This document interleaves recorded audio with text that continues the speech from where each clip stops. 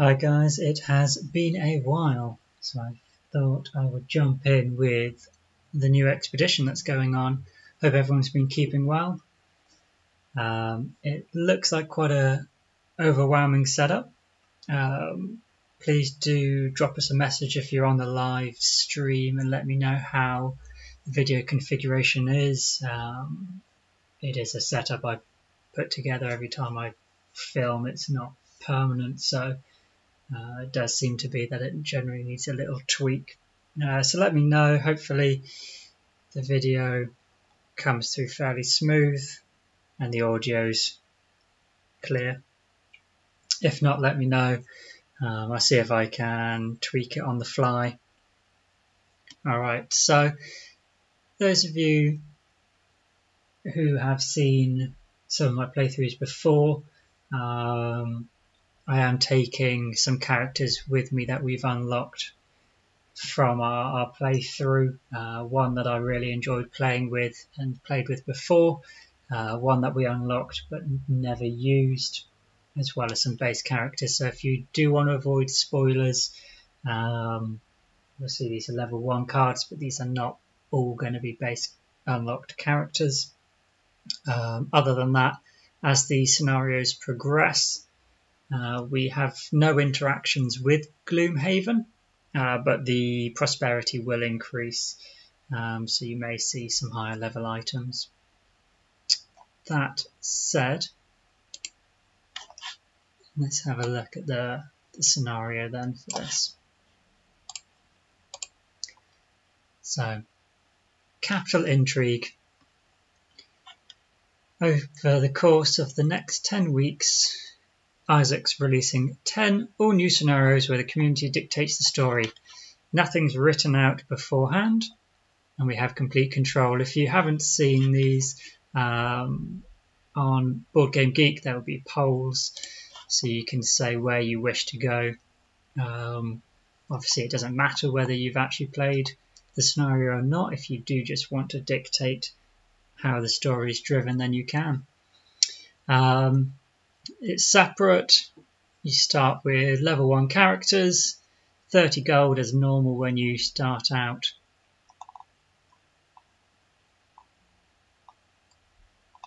Okay, so this is the first scenario, Blood and Glory. Our requirements are none, fortunately, and the goal is to kill all enemies. The capital city of White Oak, the heart of human civilization. You have lived here all your life, performing your duties and dreaming at a chance for adventure. The closest you come to an exciting life is every year at the Festival of the Oak, a grand celebration that takes over the entire city. Exotic musical performances, trinkets from across the sea, entertainment and merchandise of all possible shapes and sizes. Nothing, however, can hold a candle to the arena of blood and glory. Sure, when the festival first began hundreds and hundreds of years ago, the arena never would have been allowed as an event. Its mercenary philosophy of to the winner spoils, to the loser death, runs rather contrary to the teachings of the Oak. Even now, many of the more devout have called for sanctions against the event. But it has grown so popular and lucrative, the merchant leadership would never dare step in the way. For you, though, its popularity means a chance to move up in the world. You and a group of friends have been training for years, hoping to enter the competition, and the day has finally arrived. You stand in a small wooden cell, shoulder to shoulder, waiting for the doors in front of you to open, out into the main arena where you will meet your fate. The roars of the crowd filter through the walls around you and fill you with a nervous, ephemeral energy. Have we got a special match coming up next? The bellowing of the announcer rattles the cell door. 4 teams enter the arena, but only one will leave. The crowd responds with fervour to the promise of blood. First up, we have a local group of ruffians looking to make a name for themselves, going up against some soldiers hoping to bring some extra coin home to their families. Are you ready to see who comes out on top? The crowd erupts into more cheers.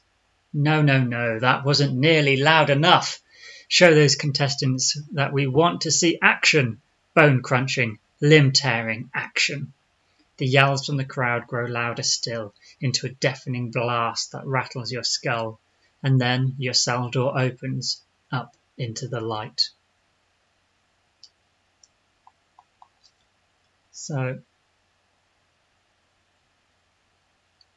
as you can see, it's quite a large arena setup. A lot of traps out through the middle. Special rules. Doors A are open, which are two opposing corners. And doors 2 and 3 are locked at any time starting at the end of the second round. If ever one of the B tiles has no monsters occupying it, or the door leading to it, the tile and door to the tile are removed, and any character or character ally occupying those hexes suffers trap damage and is moved to the empty hex on an L tile.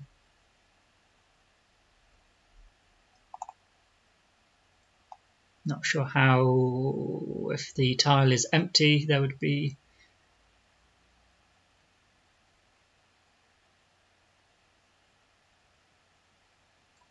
oh, okay. So if we go into their rooms, but there's no monsters in it. Okay, yeah, that makes sense. At the start of the third round, read 1. Okay, well, we won't do that yet then. So we have a lot of elite action going on. So looks like everything is elite in this scenario.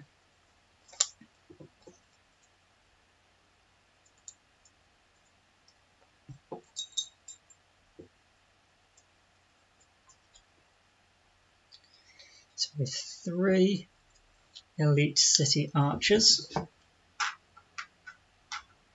1, 2, 3. And 3 elite city guards.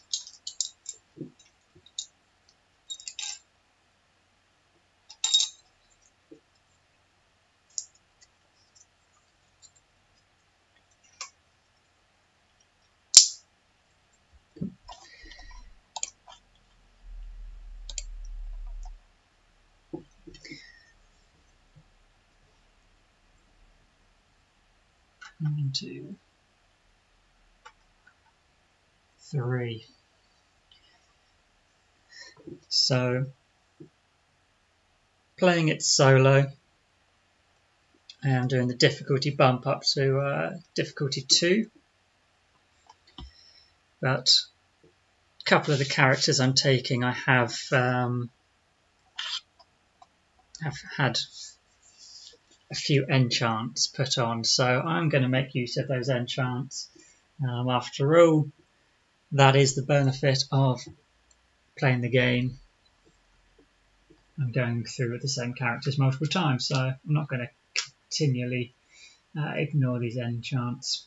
I'm just going to play with it. So it will balance it slightly, but I always feel that first difficulty bump when you're a level 1 character with no gear is particularly hard. So let's have a look. And this is the point where I'm going to start showing you some unlocked characters. So if you don't want to know it, look away now. I'm going to start by choosing our deck of cards for the summoner.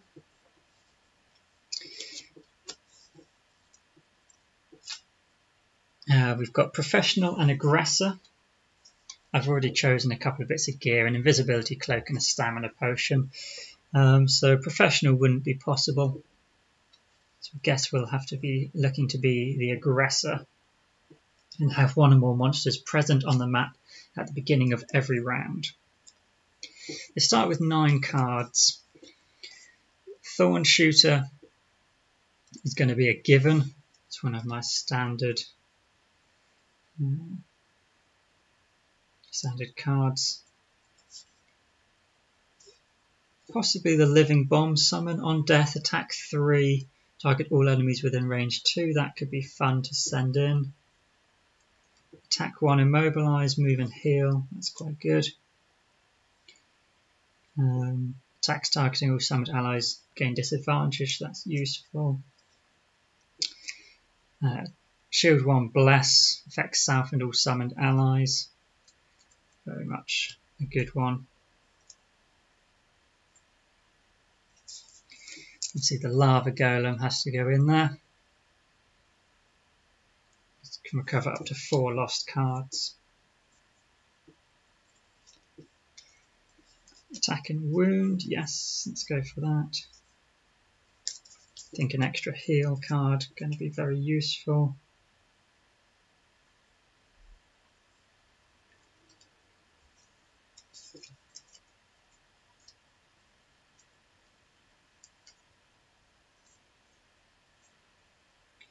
We could either go with controlling a summon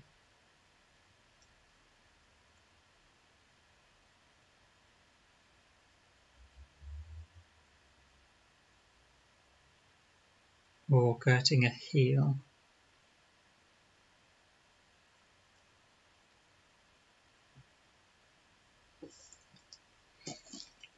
I might actually put both in. So we go with those. We've got quite a few summon cards, but I'm not sure we'll need to use all of them, or indeed want to use all of them. Fortunately, the summons will be smart enough to avoid the large number of traps, but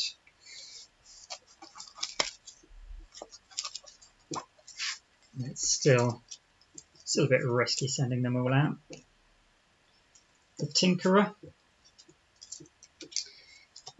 Cause a trap to be sprung or disarmed on your turn.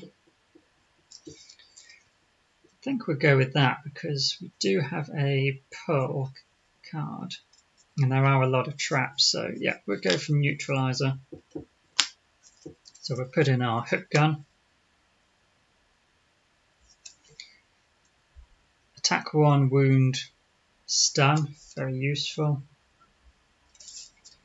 Attack 2, range 3, target 2, disarm. Very good.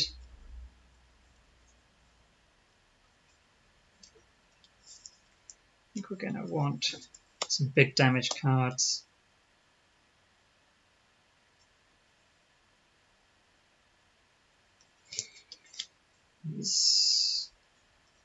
Yeah. Trying to remember all of these cards, my first character. So we'll take a heal, always useful for more characters to be able to heal.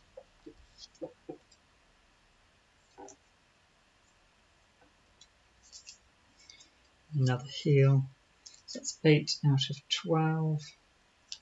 Bottom action heal, 2, 4, 5, 2, 4. Yeah, 3 more cards, that's pretty good so far. Attack top and bottom, very useful.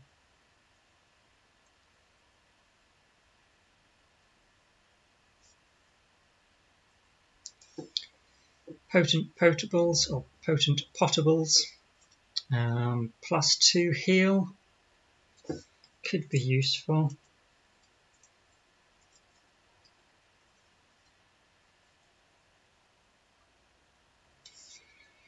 I might go with this. One ally within range 2 may recover one of their discarded cards. That may be very useful.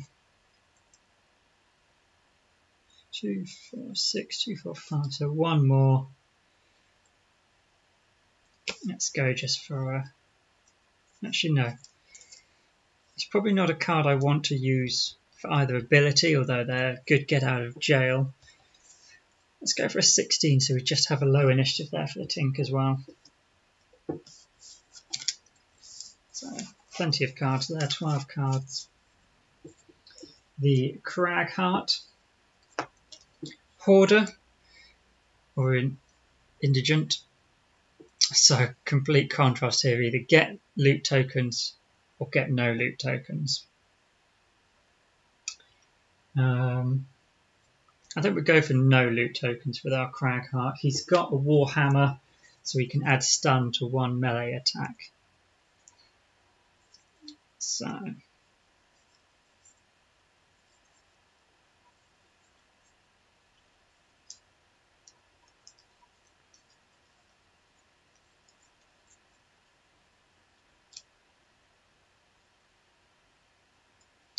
Well, let's start off. We definitely want our heal action. Everyone keeps a heal. And everyone second heal.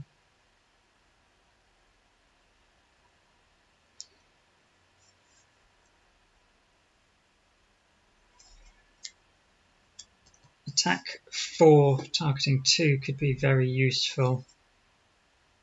Likewise, this, although the retaliate could be good considering all bar the shamans and archers are melee. Oh no, the spitting drakes. Every room's got ranged and melee, but still 12 damage from retaliate there could be particularly useful.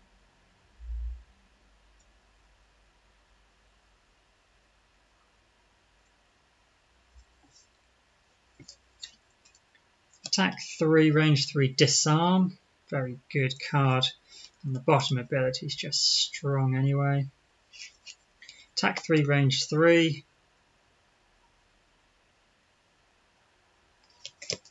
Attack 3, targeting all adjacent enemies.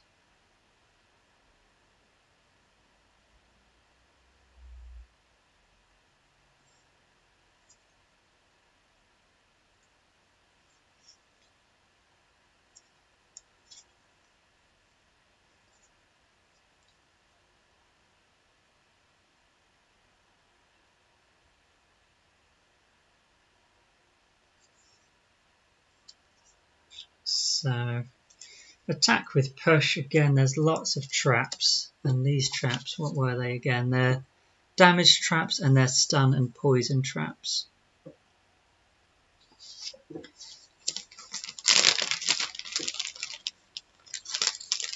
Stun and poison were the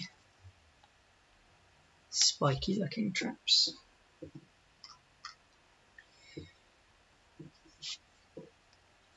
And the others are damage traps,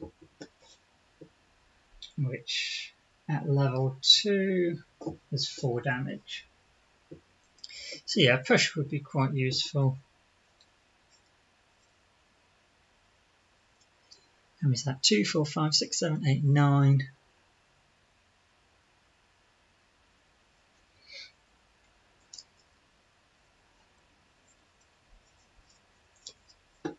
Attack and create element, that's quite good. Let's go for the extra heal. Not sure about this scenario. It looks pretty brutal with all these enemies, so that's why I'm being quite cautious with taking healing. Okay, and this is and then the character I've not played before but we unlocked in the campaign, which is the Sunkeeper. So I've got Hunter, which will get us to check if we kill one or more elite monsters. I feel like that's something we should achieve. We'll go with that. So let's see, what do we have? Heal 1, affects self and all allies within range 4. That could be very good. The Rending Drake's Wound.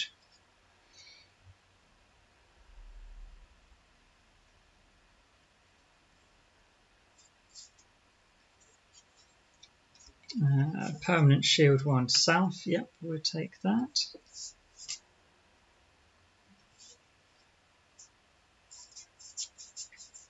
Only very quick initiative. Not particularly. Strengthen, affect all adjacent allies. Affect all allies within range 2 instead. That's quite good. If we're generating light, this card can generate light but then lost. So that's not ideal.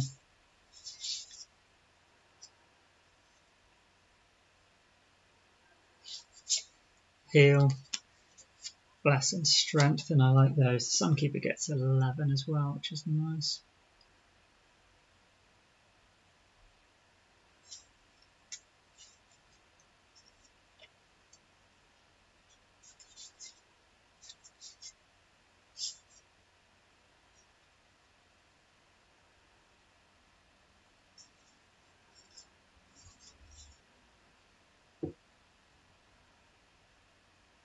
So it looks like it's only this heal which is on a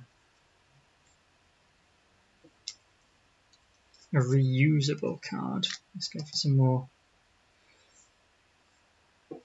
recover actions. There's a lot of lost actions which create that sunlight as well. Attack 2 stun and a bottom ranged attack. Very nice. One ally within range 3 may perform a move 4.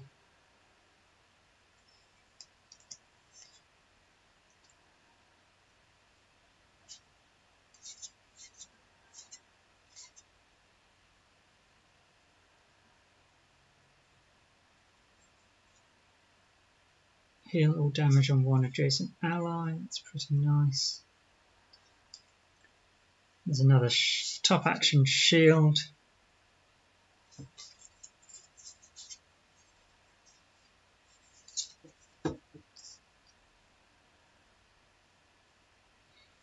Which could work well with our retaliate here.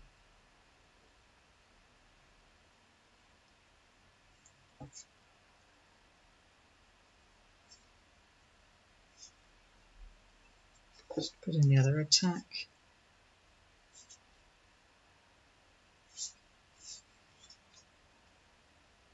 Yeah, let's go for the shield 1. And this move to bless. Actually, bottom action, attack 2, range 3. It's quite a quick initiative. 2, 4, 5. Yeah, I've got 3 cards left in my hand. So that's those. Easy as that. So it's going to be a little slow picking through these first few hands because we're going to have a lot of cards to choose from, and they're quite a way away. We need to keep track of rounds, wasn't there? Starting at the end of the second round, if ever there's no monsters occupying a tile, remove it. And then from the third round, we start reading additional text. Okay, so we've got a bit of setup time. We can start in any of the back 5 hexes. Let's put these guys here.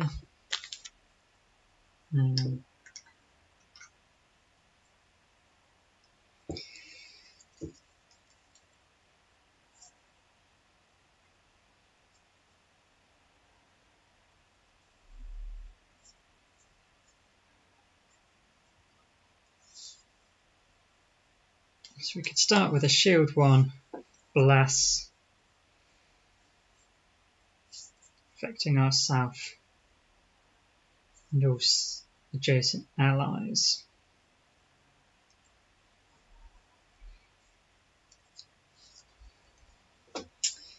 But we wouldn't have many adjacent allies.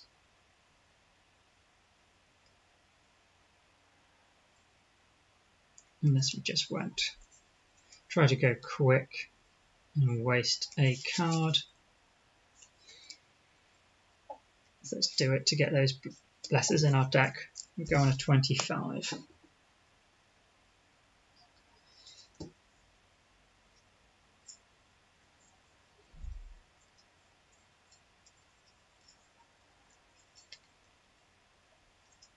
And I think we're a little more offensive. Yeah.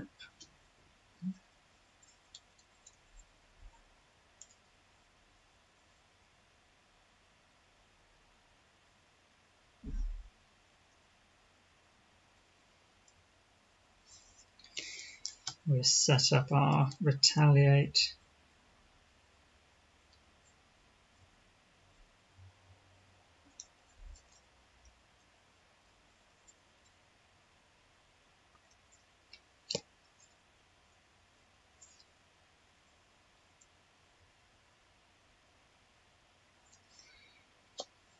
And generate some earth.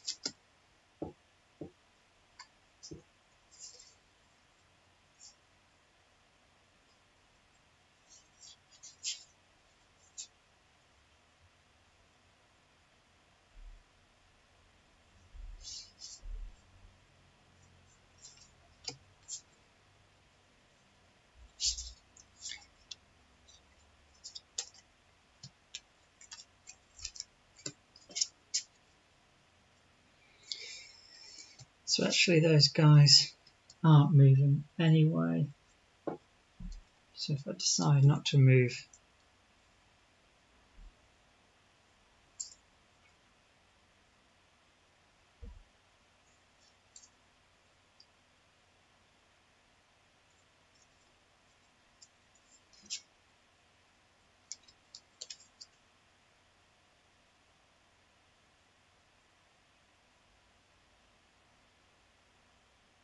oh, that's not the right one.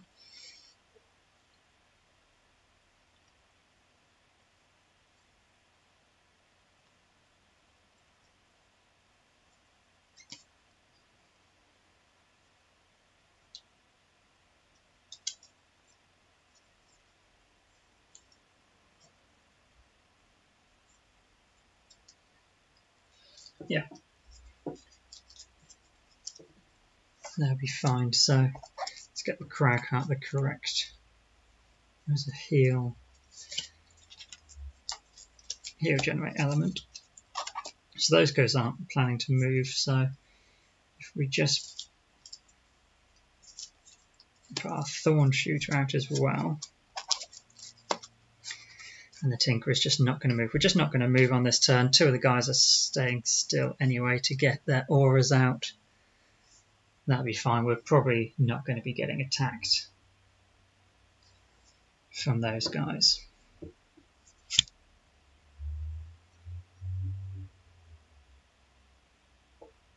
Yeah.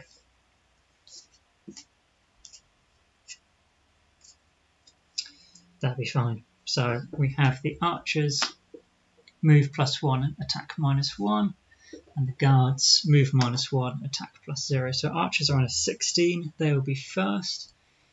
-1 move, no, +1 move, so they have 2 move. It looks like they have a stick, but it's a crossbow. So 1, 2, 1, 2, 1. Then it will be the Sunkeeper with 2 permanent ability cards. So we're starting out losing some cards. We are giving ourselves, on the next 5 melee attacks targeting you, gain Retaliate 2, and also a permanent shield of 1, but we deduct 1 movement from all of our moves. So we're slower, but we're a bit tanky. Then it is the Cragheart. The Cragheart is also getting out its Retaliate ability.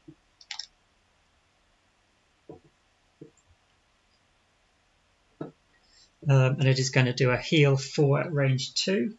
The card is just going to be discarded, but it does generate earth. Then the guards normally have a movement of 2 -1, so they will move 1. None of them will move. No. Then we are going to summon our Thorn Shooter.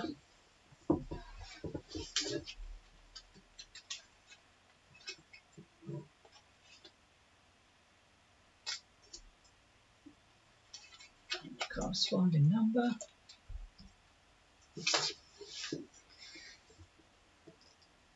So Thorn Shooter for 2 XP.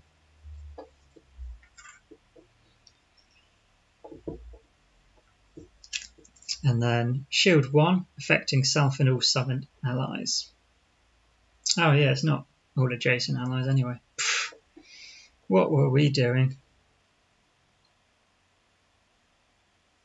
Never mind. So we get 2 bless cards. Still better than nothing.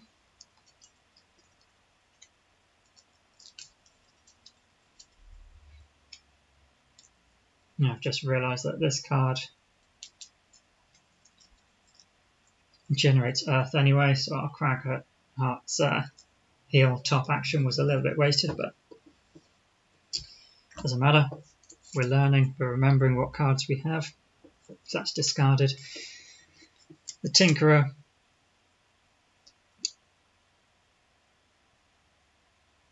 Sorry, Tinkerer was first. So Tinkerer on 76 rather than 92. One ally within range 2 may recover one of their discarded cards. So Cragheart was getting his heal card back anyway. And then the top action is forgotten about. Those are discarded. Got plenty of turns in our characters, so we're not too worried about that. We can start moving forward. So, Sunkeeper is slower now. We want to get into the action. So let's do a move 4.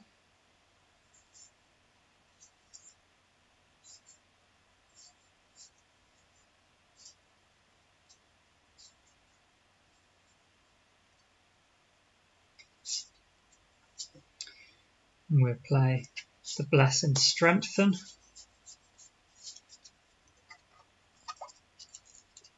Cragheart wants to get in on the action as well.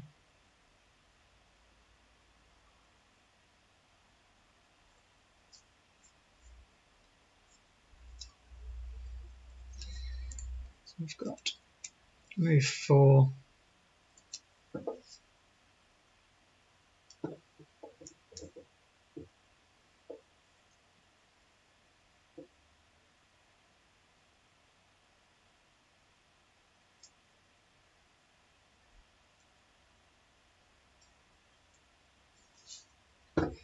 One, two, three, four. 1, 2, 3, 4, 5. There's no way anyone's going to be within range.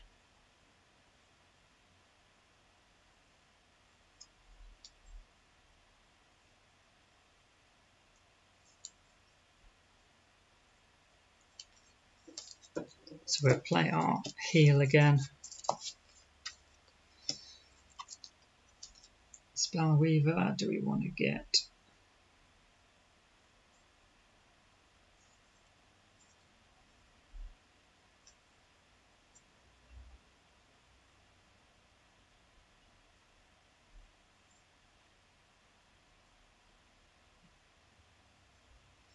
We're going to jump out in front, move 5.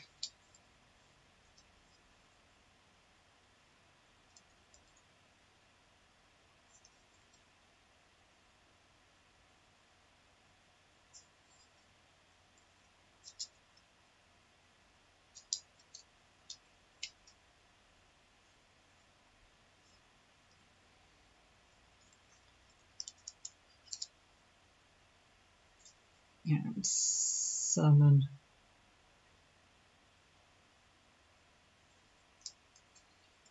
a living bomb. That sounds fun. Tinkerer.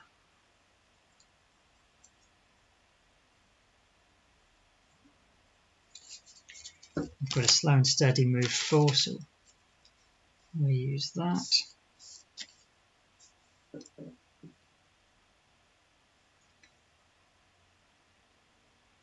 Could summon a decoy, but don't feel that's the way to go. I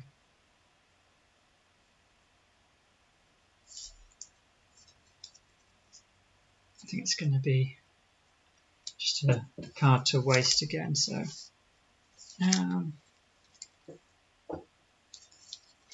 we will, we use the decoy as a card we don't want to play. So let's have a look then. We have the archers not moving. We have the guards move +1 on 30, so they will go first. We have guard 1 moving 1, 2, 3, 4, 5, 6, 7, 8, 9, 10, 11, 12. 1, 2, 3, 4, 5, 6, 7, 8, 9, 10, 11, 12. 1, 2, 3.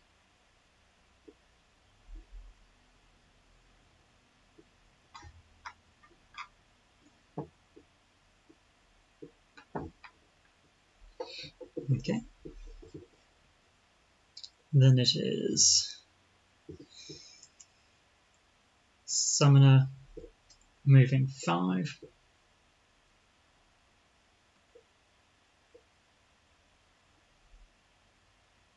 That's not. It is the Summon moving 2. So then the Summoner moves 1, 2, 3, 4, 5.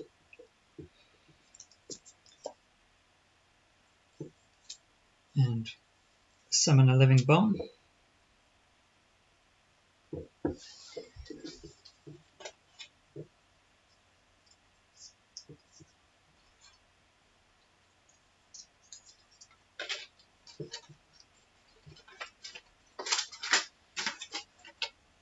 Find a nice and dangerous colour token, so the orange token there.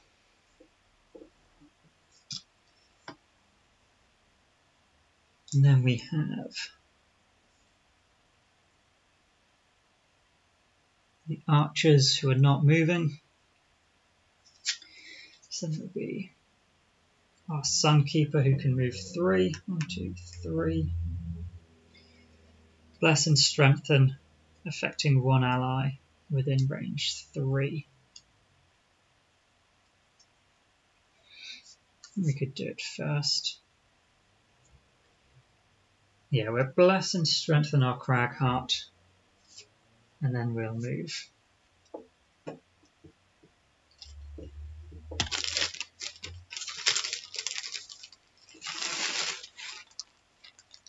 There's that. So Strengthen to the Cragheart, and a Bless for his deck.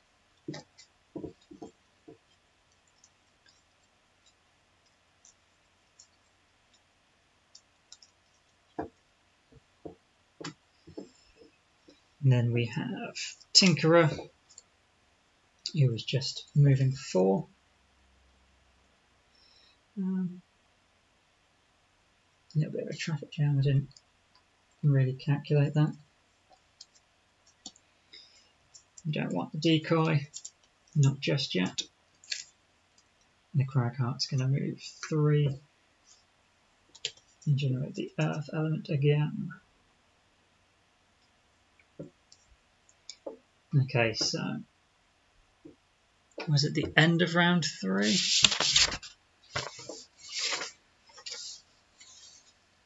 At the start of the 3rd round. So we've not had any action as of yet. We've managed to make halfway out of our room. As you circle the soldiers, readying your weapon for a strike, you hesitate for the briefest of moments. Your thoughts turn to their families, left without parents.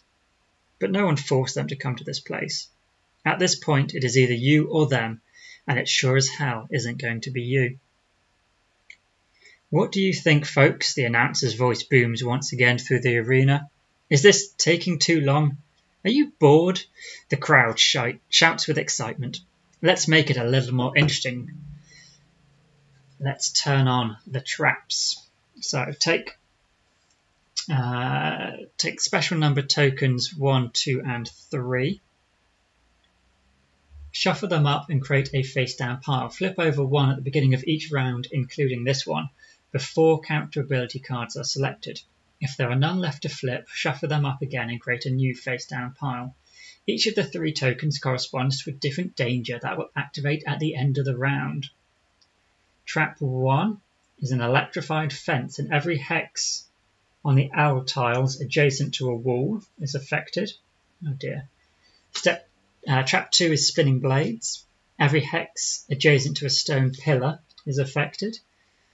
And 3, gouts of flame. Every hex with a corridor tile, so that's these rows down the middle, as well as every hex in the same row as C, which is straight through the centre here, is affected. Each figure on an affected hex at the end of the round suffers half trap damage, rounded up. And at the start of the 6th round, we need to read. Okay.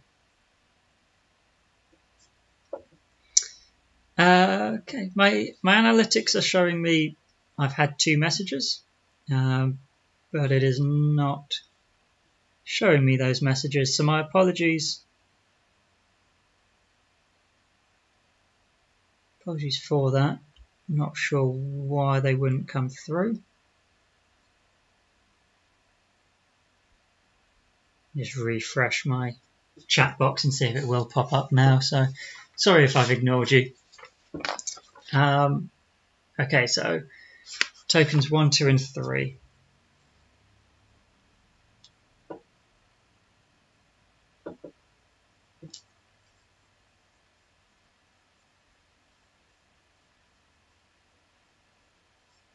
And we have 2. So this would be spinning blades, every hex adjacent to a stone pillar at the end of this round. Okay, so we've got to plan for that.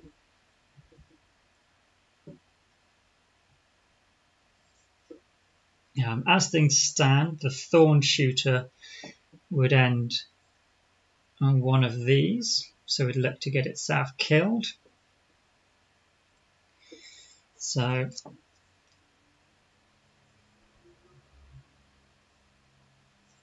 can we do anything about that?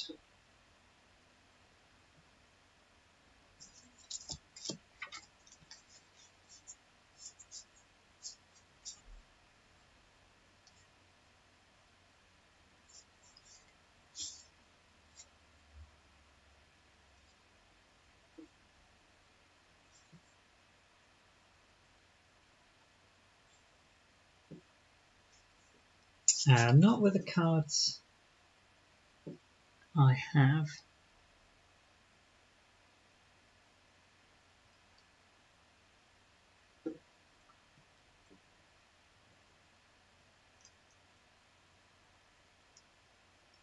And 2 damage would kill it. So if we can get the Tinkerer and the Cragheart here, it's not such an issue.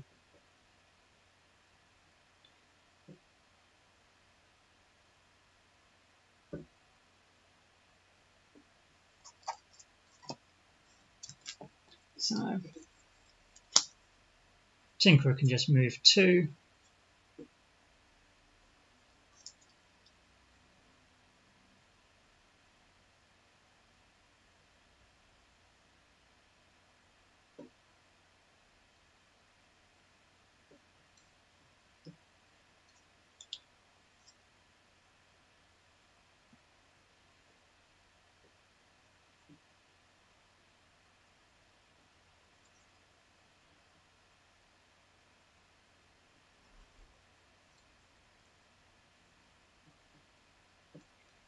It's taking a while to get close to them, isn't it? So let's go with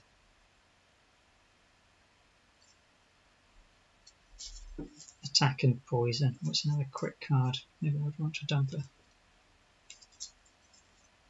Attack and Pull. Yeah, there's plenty of opportunities to use that. And then Cragheart.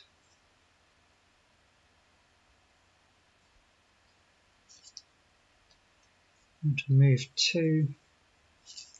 Let's use our loot action as a move 2, 35.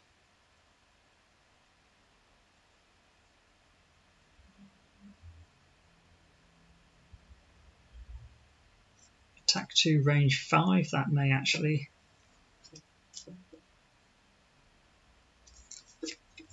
go on to 38. Oh, actually, if we go very slow, they may move closer. Which way are they closer to? 1, 2, 3, 4, 5, 6, 7, 8. 1, 2, 3, 4, 5, 6, 7, 8.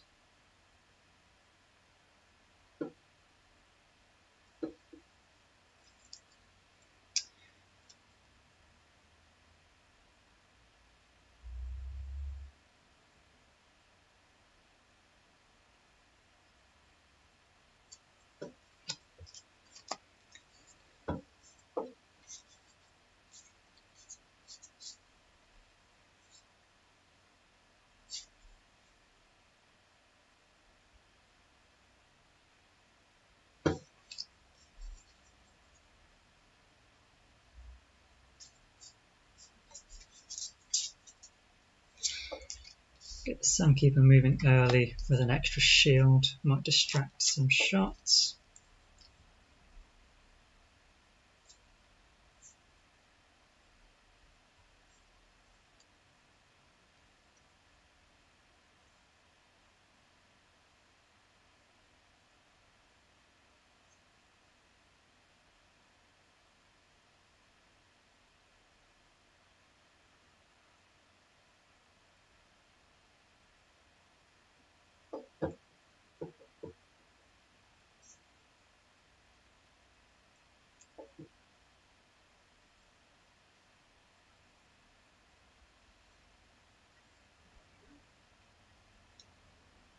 Can we move much? Not really.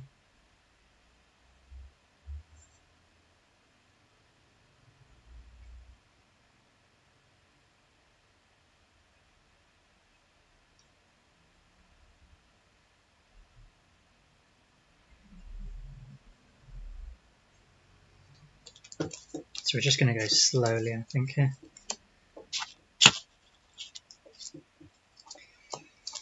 So we'll go on 98 and see what we can do. So the archers, 14. The guards, 15. The guards aren't moving. Archers, 14, move -1, so they aren't moving, but they're going to look to create some 3 damage traps. Alright, so 14, it is going to be the archers first.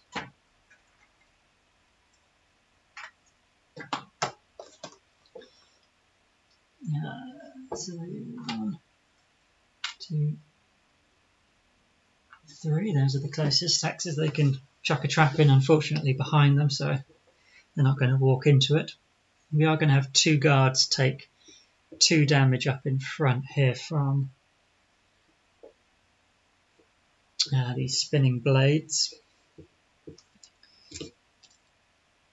Tinkerer. Why did I do a move 2? The whole point was to move 3.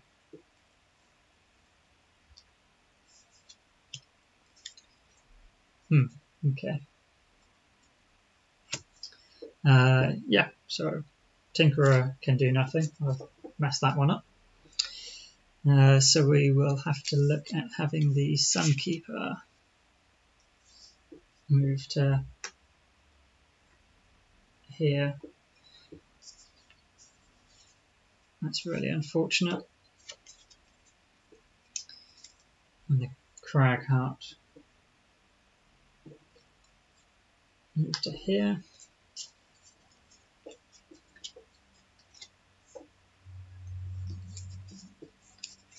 And then we've got this guy moves 1.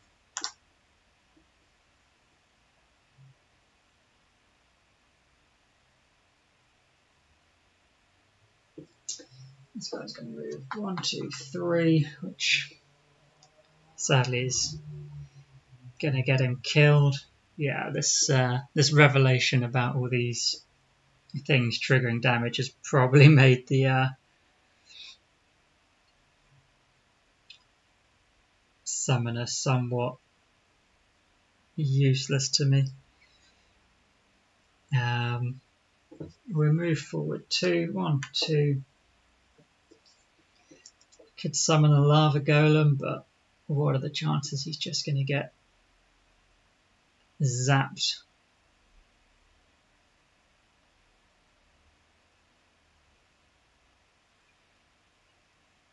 Gosh, yeah, not the best. Okay, so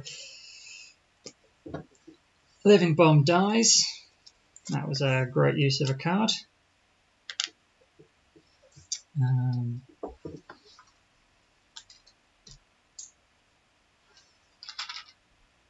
And City Guard 1 and 2 take 2 damage. Okay, so we know either this strip or all along the edges is the dangerous territory.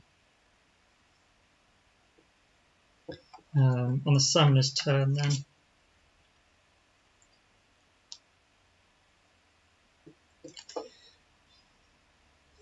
1, 2, 3, 4, 5, 6, 7, 8, 9.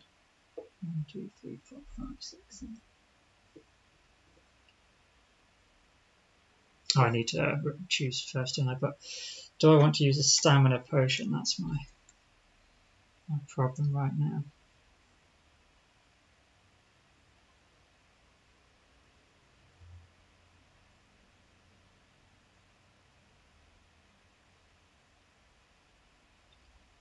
So I really don't want to lose both of my summons before anything happens.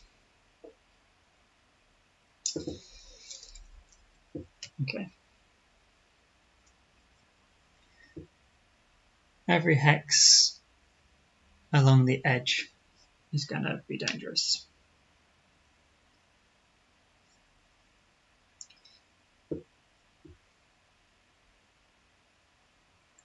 So potentially, if the guards come this way, the thorn shoot is fine. So we just want to go slowly.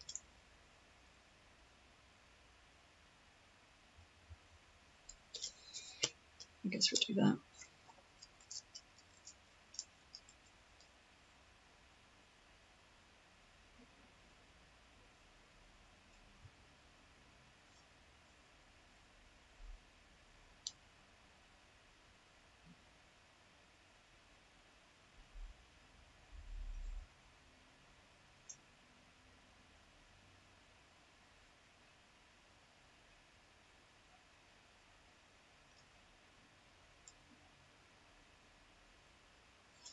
Yeah, if we get the Sunkeeper out of the way.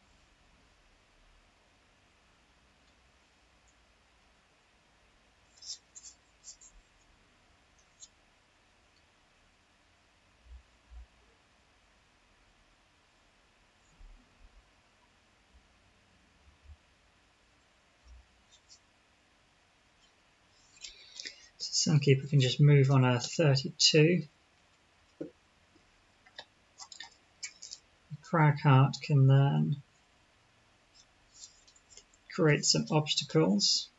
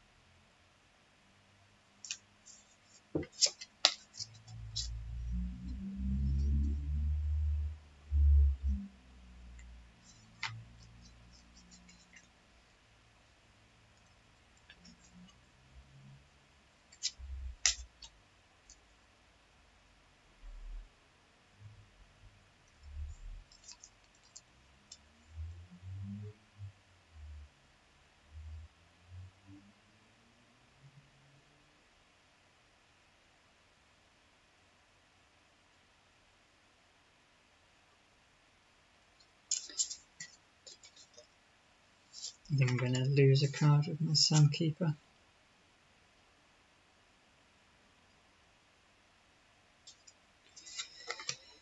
Just to move.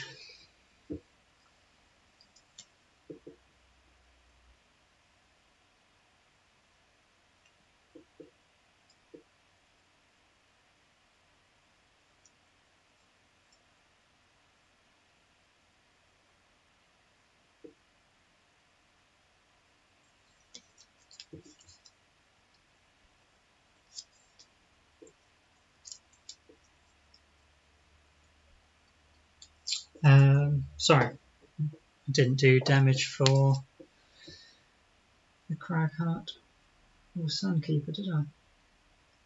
Cheating. They were also next to a pillar. Okay, so Tinkerer, let's move 4.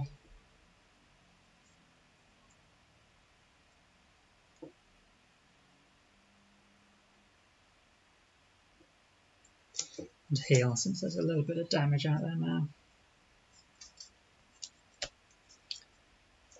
That should be fine. Okay, so we know we don't want to be along the edge.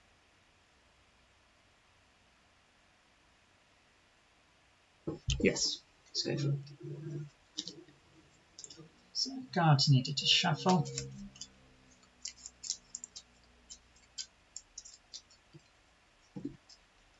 Guards are move -1. Archers move -1 attack +1. Archers are move -1 attack +1. Okay, so first of all we have our Sunkeeper. Move 5, which is move 4.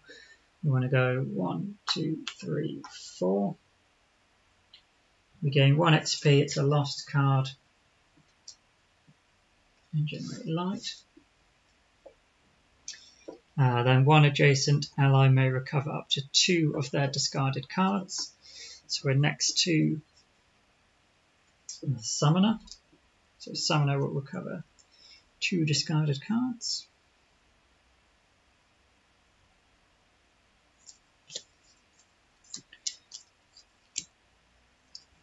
And we have the Tinkerer. Tink's got to move 4. 1, 2, 3, 4. Heal 3.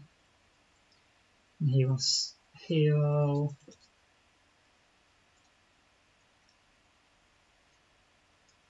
Sunkeeper.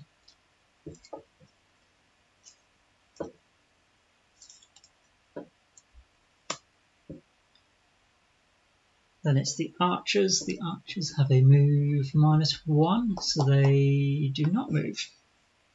They're not making great progress, these guys, at the moment towards me. Cragheart on a 53, he's going to create 2 single hex obstacles.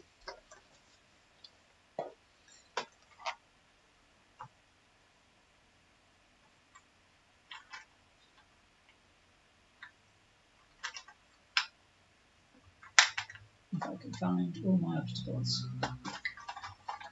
Okay. So we're going to place an obstacle here and here.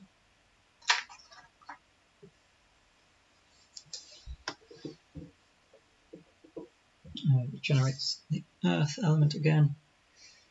And then attack at range, but clearly no one's within range.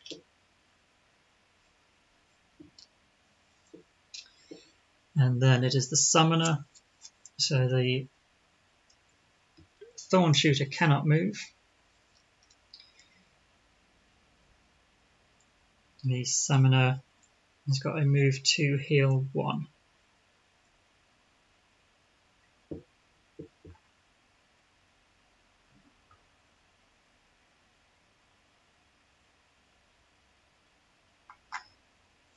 What cards we force? 1 adjacent summon down.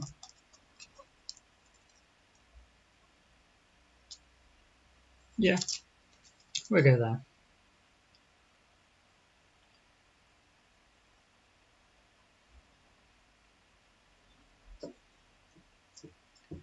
Then it is the City Guards. This way round is blocked, so they're going to come just this way now. So they have a movement of 1. Go there, go there. Which means all 3 of them are in a dangerous spot, as they will each take 2 damage. So 2 on number 1, 2 more on number 2, and 2 for number 3. Okay. So we know, well, we can flip it over now. Yep, number 3, every corridor hex. So these 2, which we're blocked from, and this row, the Cragheart will take 2 more damage as well, since he is along the outside. Okay, so we're on to round 5. These are waning. That might actually be relevant this round.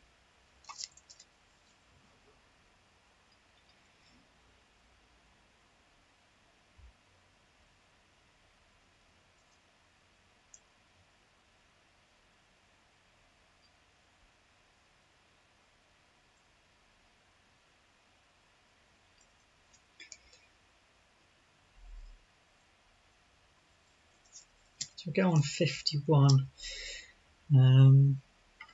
Sunkeeper.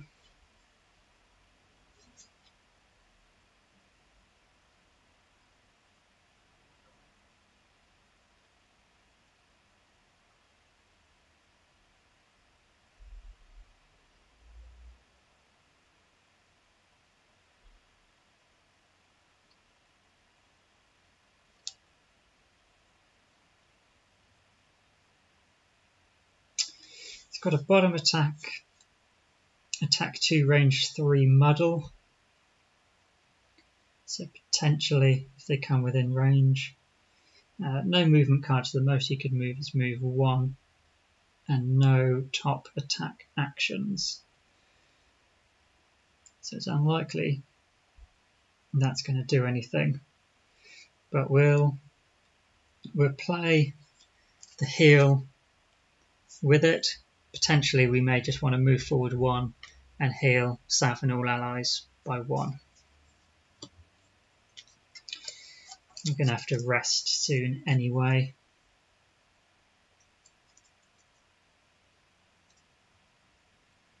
We've got Cragheart still a little way behind.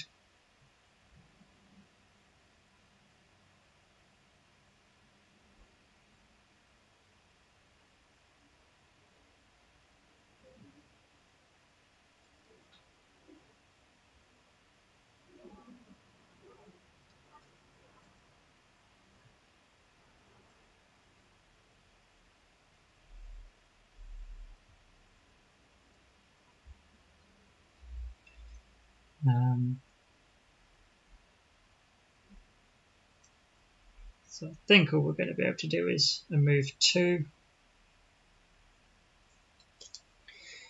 and a heal, but it might be a move 2 and an attack.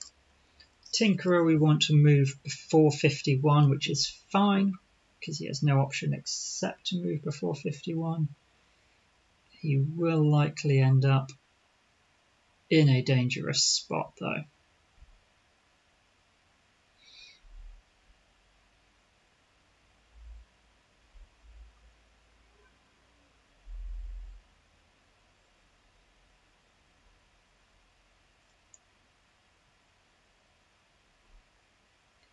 So we'll keep our low initiative disarm 2 card for next round. We'll go for move 2, attack poison on an 18. Okay, so we have the archers on 32. Move +0, attack +1, range -1, and the guards 35. Move -1, attack +0, range 2. So everyone's just shuffling 1. It's going to be a very slow conga chain for them.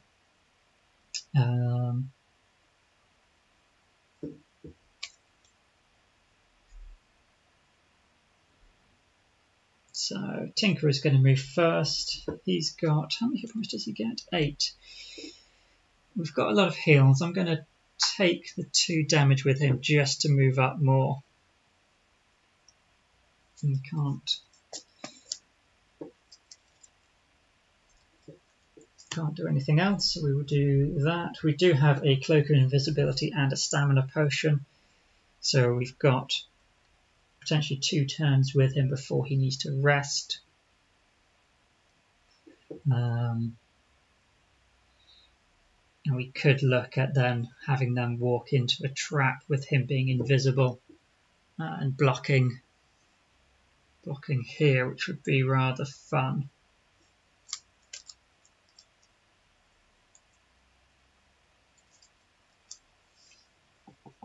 Yeah, that would be quite fun.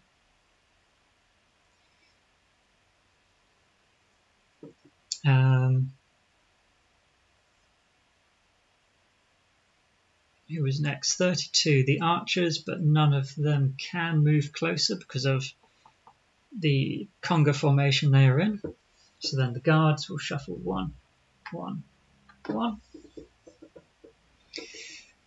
And then we have the Sunkeeper.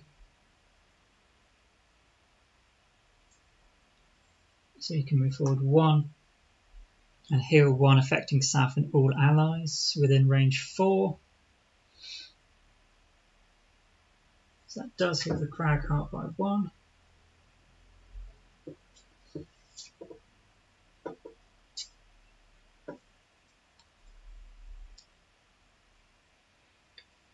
Then we have the Summoner, so the Thorn Shooter will move up.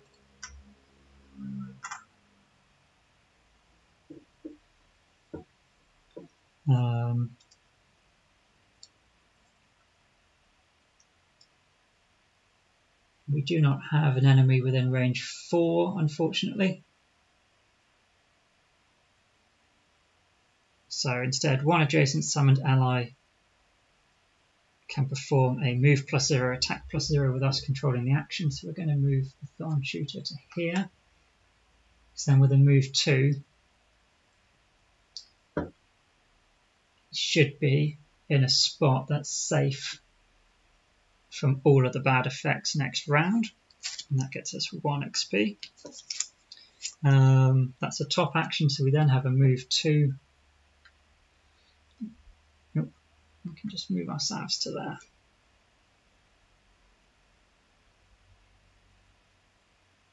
Excellent.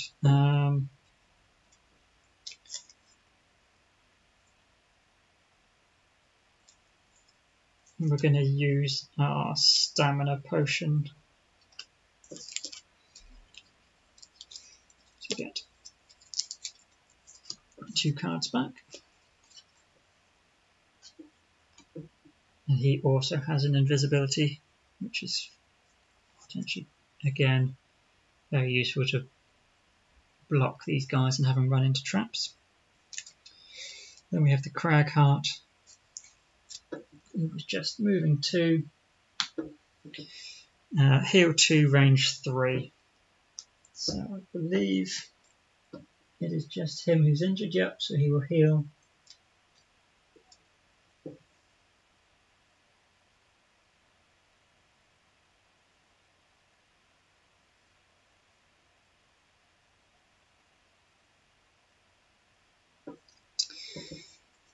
Okay.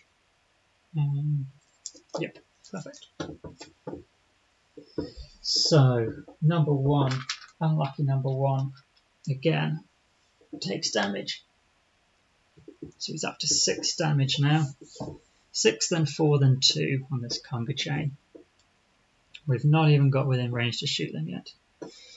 So this is the start of round 6. At the start of the 6th round. Okay, here we go. No, no, no. The announcer's voice once again returns. The man next to me is snoring. This won't do at all. The crowd cheers in anticipation. I say it's time we release our next contenders. Maybe that will keep my sleepy friend here awake. From the eastern wilds, I give you a savage tribe of Inox, eager to show they can best any human competitor. These barbarians know no pain or mercy, so take care your poor children don't fall into the pit. Open door 2. The Inox in the revealed room are allies to each other, but enemies to all other monster types. Here we go then, boys. Reveal the next room. So I'm going to be using normal stands because there are more monsters, more elite monsters than I have elite stands. We have 3 elite Inox guards.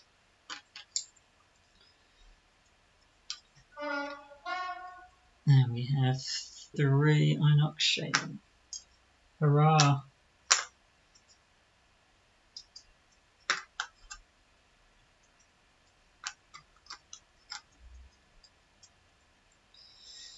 So the guards, 1, 2, 3.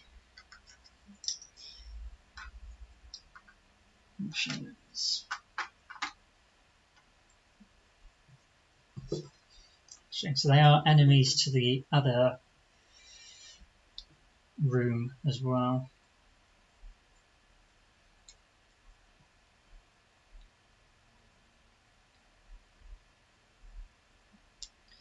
Okay, so we have number 1. That was the pillars, wasn't it? No. Adjacent to a wall is affected. Okay. Let's think this through then.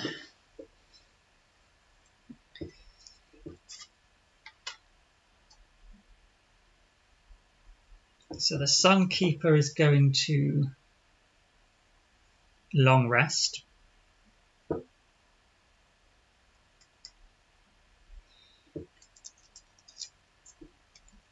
Cragheart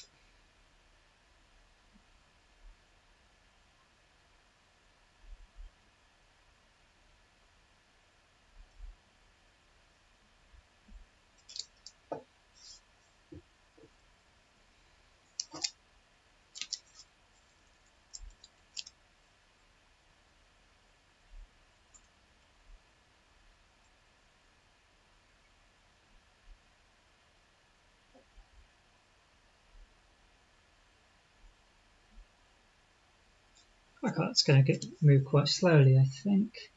Because from that doorway, 1, 2, 3, 1, 2, 3. If the Sunkeeper's on a 99, they're actually more likely to focus the guards over here.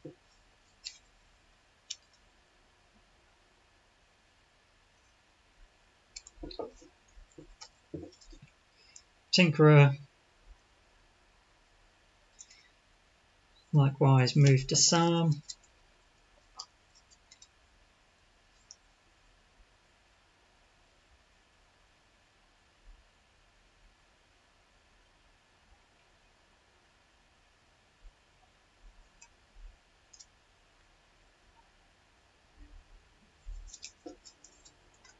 Okay. Let's see if this can work in our favour then. So the archers are on a 68. They are staying still with attack +1, range +1. The guards, and this is going to include the Inox guards, are on a 50. So that's before everyone except the Tinkerer. The Shamans are on 89. That's everyone, yes. Okay, so the Tinkerers first. The guards have... Inox guards have 2 movement.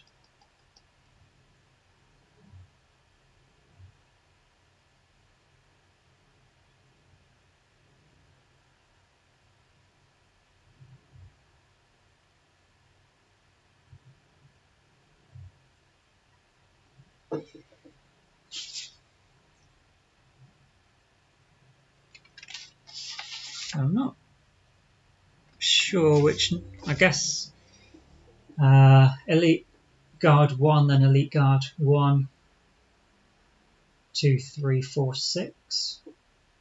Not sure what the tiebreaker is between 2 groups acting on the same initiative. But I think I want my Tinkerer to move forward.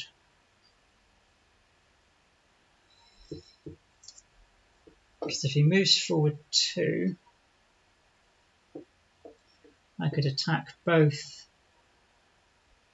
Inox and disarm them, which isn't huge.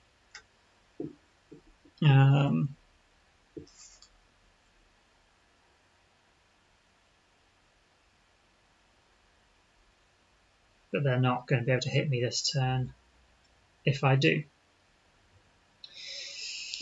So, Tinkerer's got attack 2 against Elite Inox number 4. +1. That's 3 damage.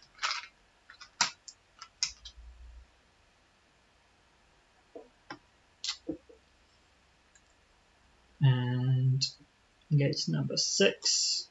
-1. So I've got the option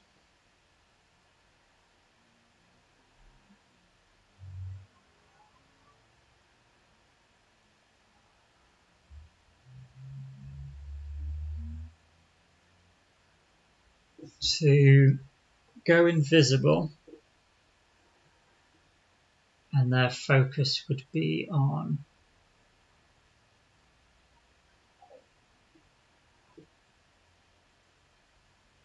the other guards.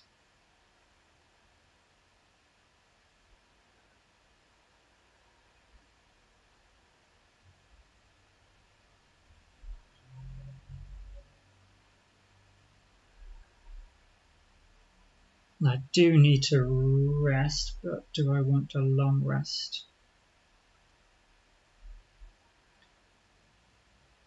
Yeah, I think I'm going to use my Cloak of Invisibility and just make an obstacle where I am. That seems like a good option. Oops, wrong character's cloak. Perfect. So then we have 1, 2, 3, 4. 1, 2, 3, 4, 5. So the focus is over here. 1, 2. So he will, City Guard 1 will attack the Inox. He has an attack of 3. 2 damage. The Inox does not have shield, so he will take 2 damage. He does, however, retaliate, so the City Guard is up to 8 damage. Number 2, number 3, number 4 moves here but is disarmed. Number I suppose I can choose not to disarm, can't I?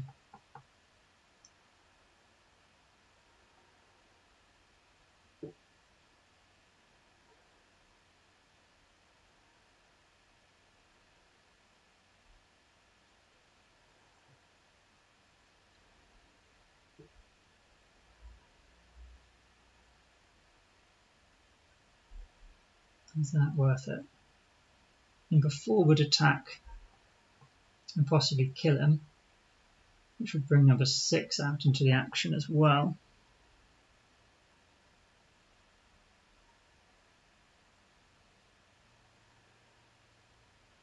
No, we'll leave him disarmed. So that's all of the guards on 50. Then 51 is the summoner.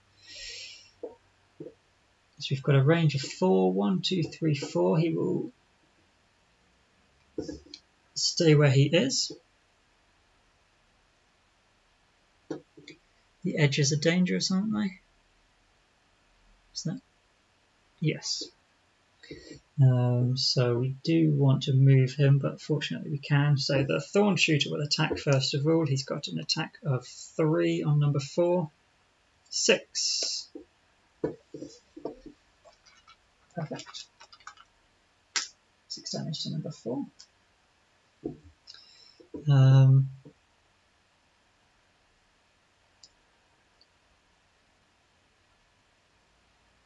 So we'll move and have the Spell Weaver take the damage instead. And we'll move that to there, and we will attack. Oh, we get to control the attack, don't we?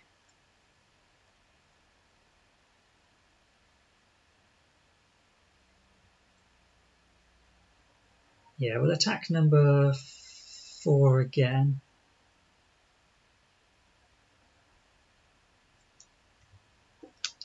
-1, so it's 2 damage.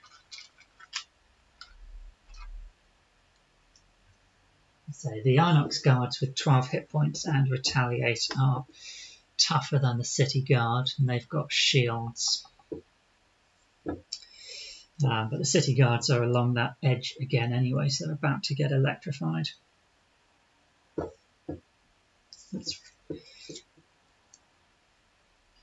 1 experience. And then we have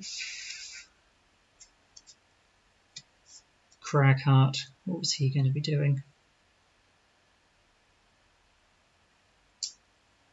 Just moving up by the looks of things.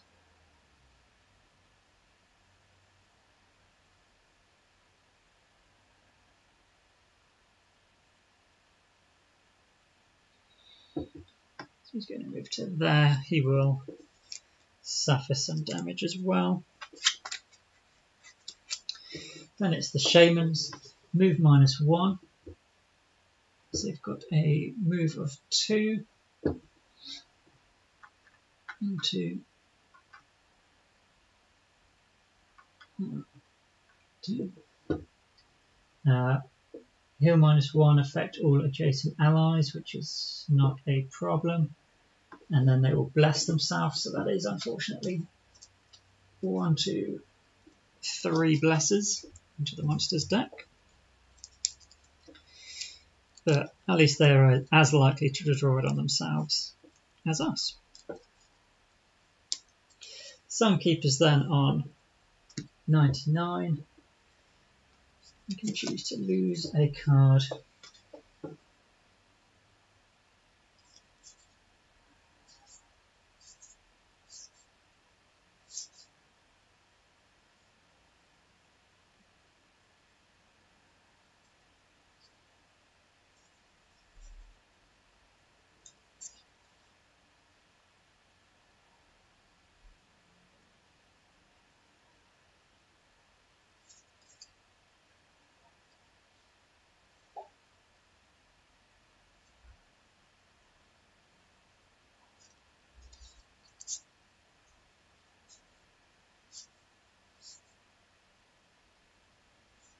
Okay, we'll lose this one.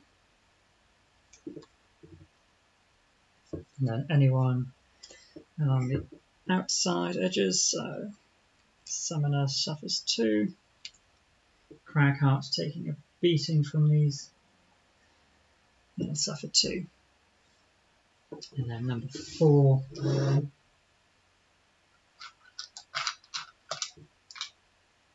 Takes 2 more damage. Puts him on to 10. Number 1 takes 2 more, which will kill him. Number 2 takes 2 more.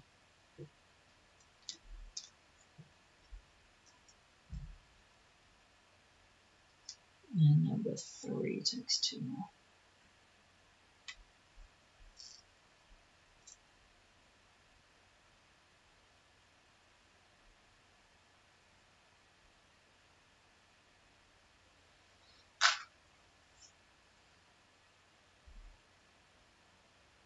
Oh, hello. What damage on there for? These were Inox Scar damage, wasn't it?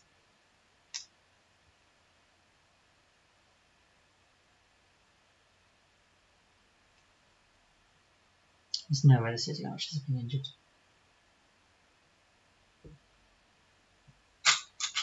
He's actually dead. Okay. Need to shuffle this. The archer deck needs a shuffle. Okay. Archer deck shuffles. Archer turn 7. So you need to flip another token.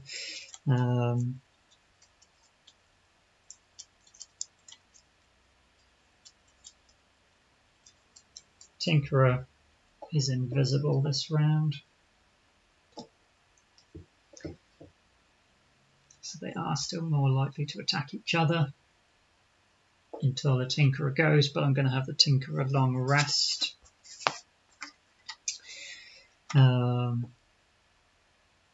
Does anyone want to do a short rest? I don't think there's any need to short rest this round.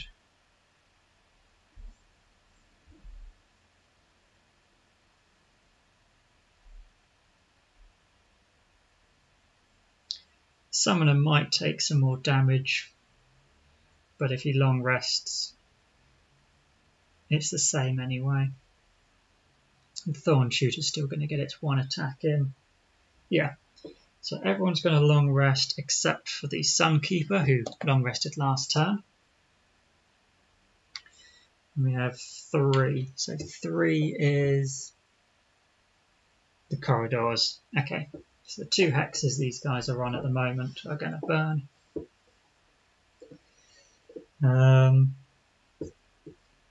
So what does the Sunkeeper want to do?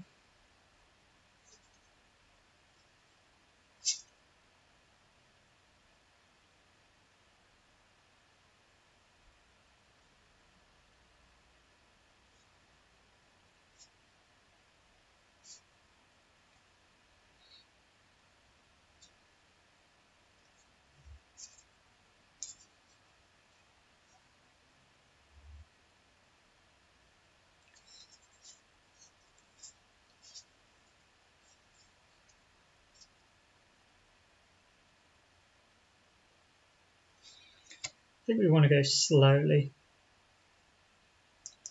So we're going to do an attack 2 stun so we can have this 85 initiative. And then we need at least a move 3, which would give us a movement of 2.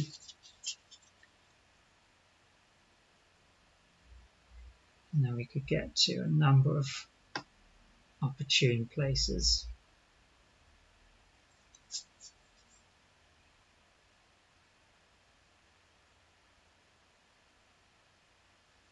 So I think we'll go for the move 4. Because the move 3 and its top action shield could be fun. So we go with that. We're acting on an 85. Shaman's 23. Guards 55. Archers 16. So the archers will be going first. They have a move +1, so they're going to move 2. 1, 2, 1, 2, 1, 2. Then it is the Shaman. So Shaman 1 has a move of 3. You move 1, 2. Then the next adjacent spaces are these ones. So we will have 1, 2, 3. 2. And then the guards. So Elite Shaman 1. Inox 1 has a move of 1, so he can't move. And he will strengthen himself. So then City Guard 2 will attack the Shaman. It's attack +0, so it is just an attack of 3. That's one of their blesses. Perfect. 6 damage on the Shaman. Shaman 1. And he will strengthen himself. And number 3 will strengthen himself.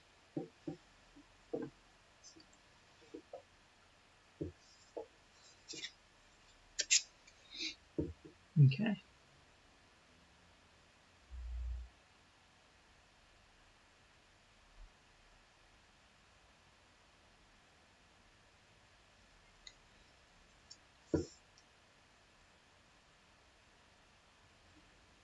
So we will move 1, 2.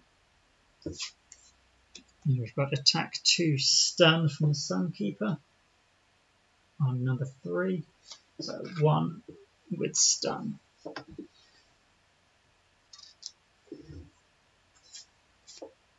Perfect.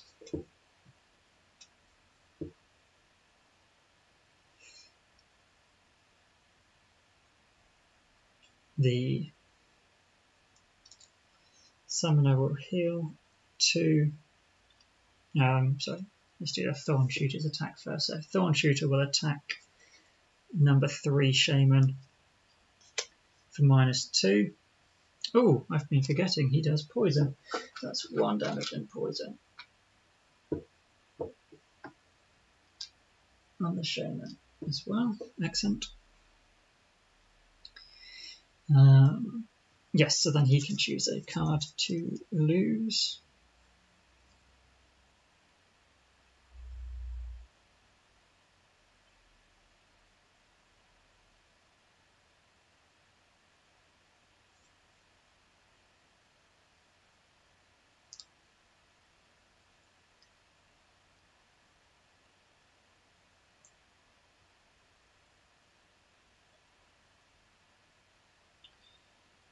I think we'll lose our attack and immobilize.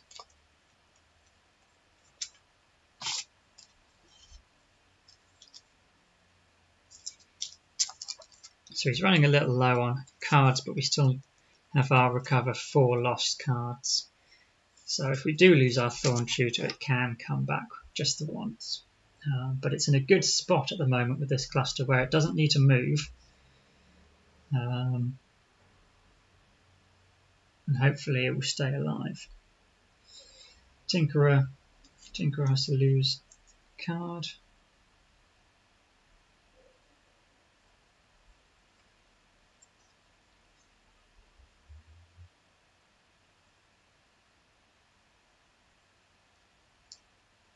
We'll lose our decoy card. And the Crag Heart. Heal 2. And he can lose.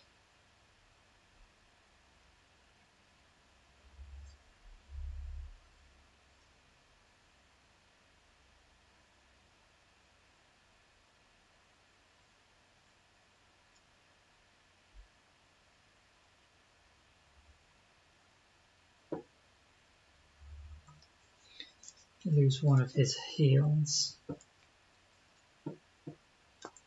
Okay, so the summoner takes 2 damage. And guard 2, 5, 6. He will survive. 7, 8 damage. And guard 3 is up to 6 damage.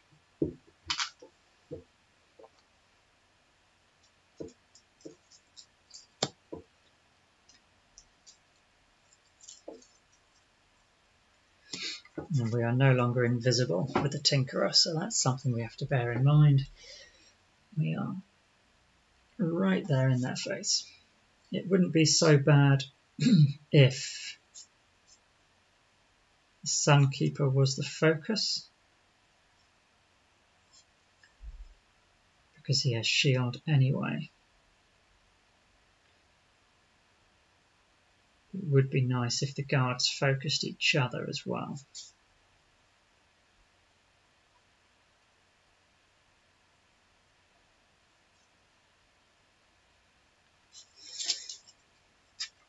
So it's just the Inox really that we have to worry about.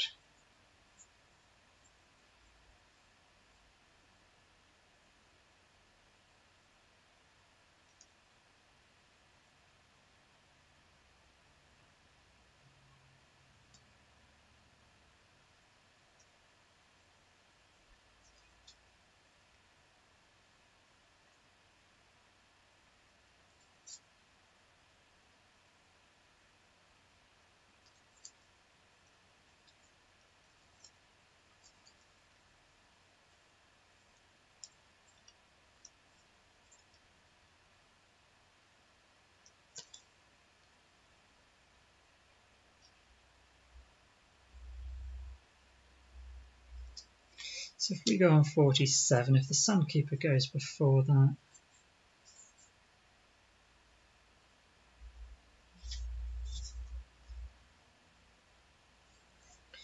on 23, yeah, I like that, I like that. Spellweaver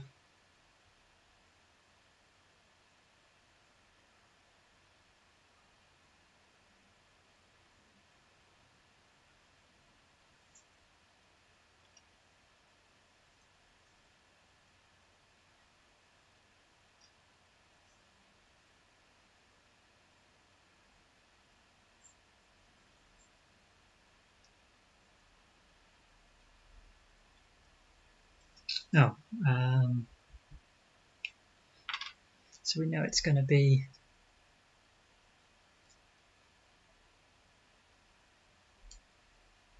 spinning blades.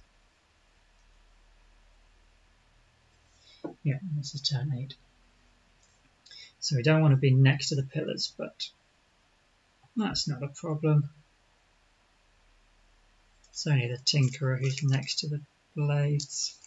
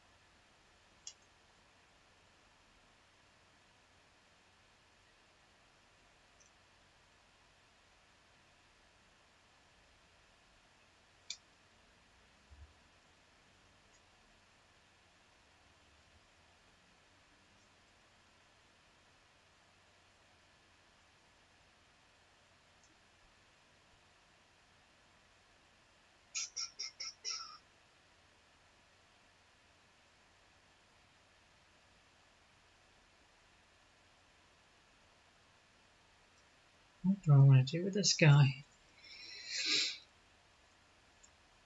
We're going to look to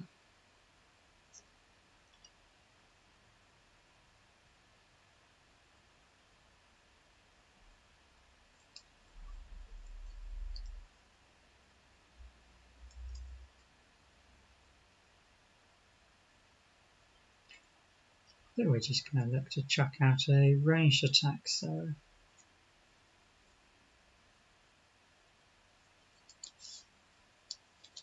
I'll go on 53 with a decent attack. Something like that. Okay, so Shamans need to shuffle. I feel like most of the damage has been done either by the scenario or by enemies to themselves, but when you've got this many elites, that's how you've got to play it. So, archers. Move +0, attack -1, range +1, immobilize.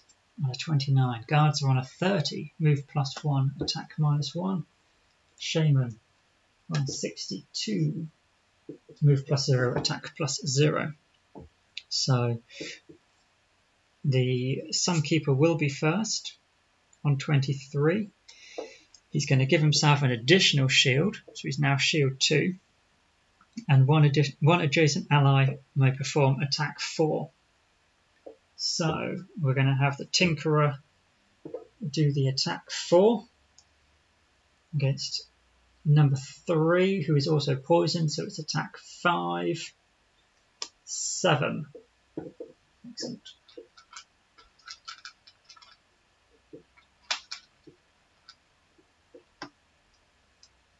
And that guy is also stunned, so don't need to worry about any comeuppance. Archers.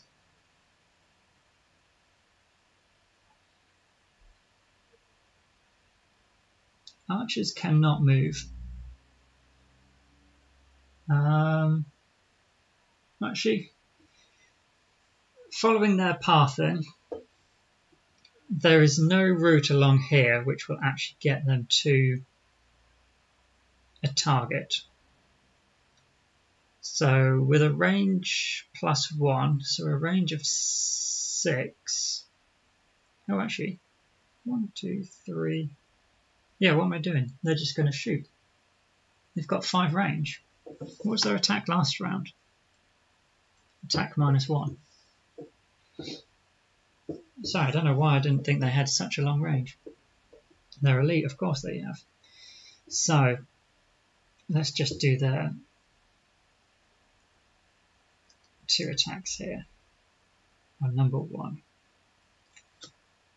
Blast, so with a -1 attack, that would be 3 to 6 damage.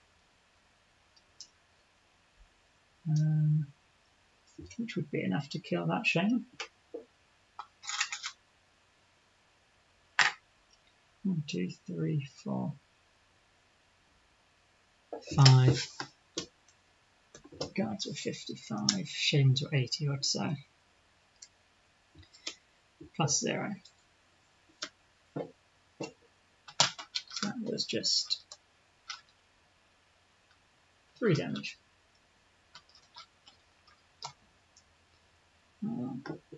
Number 1.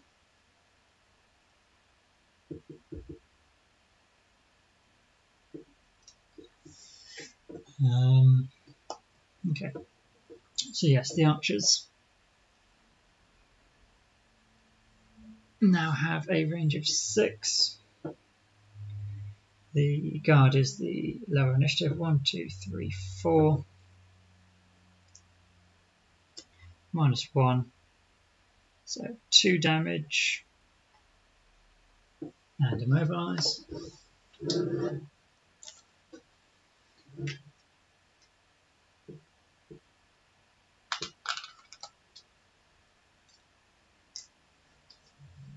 And then this guy, 1, 2, 3, 4, 5, 6. No line of sight to this one.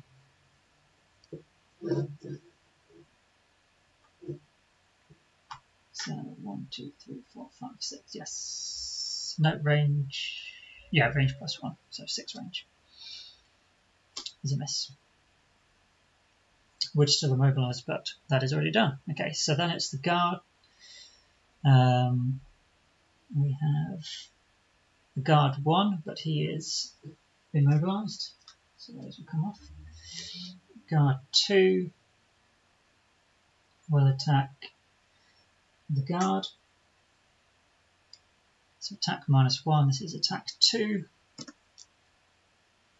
1 damage. Oh no, strengthened.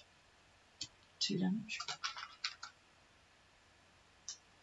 And then he takes 2 damage and retaliate, which means he dies.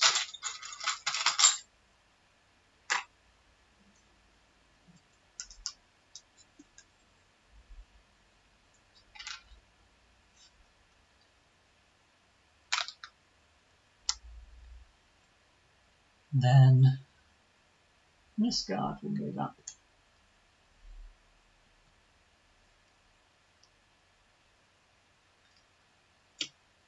-1, so 1 damage.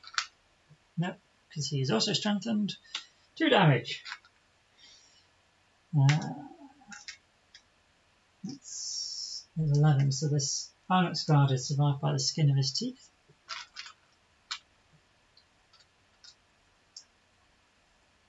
There we go. Okay. Then we have the Tinkerer on a 47.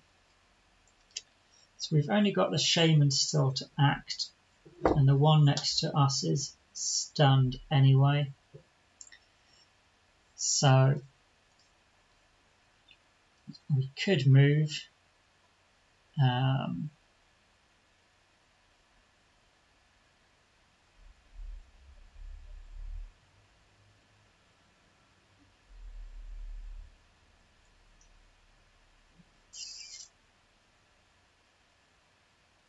I think we will, because these hexes are the dangerous ones, aren't they? So we don't need to shield.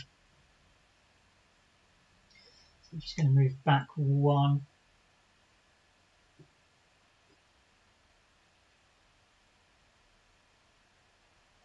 Then we wouldn't have line of sight on here. No, we'll just take the damage. So you want to do an ink bomb.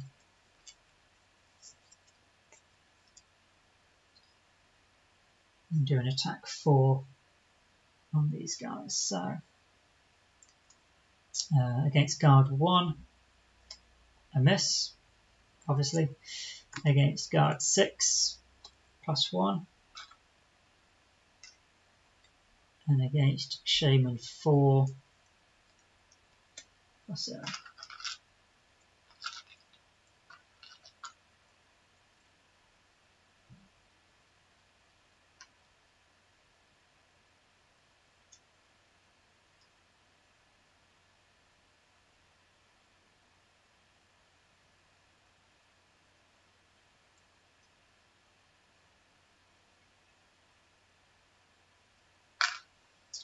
Okay, so that is 3 experience. So finally the Tinker is off.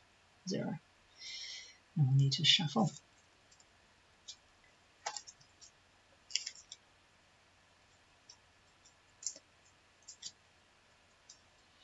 So we have a shield 1 for the remainder of this turn, which isn't going to be particularly useful. Yeah, it might be. Affecting our south and all adjacent allies, so it's an extra shield. Shield 3 on the Sunkeeper this round, which is pretty fun. The Summoner.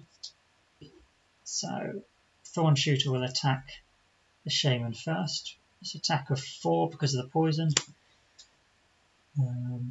5, 6, 7, 8, 9. Yeah, that actually kills it.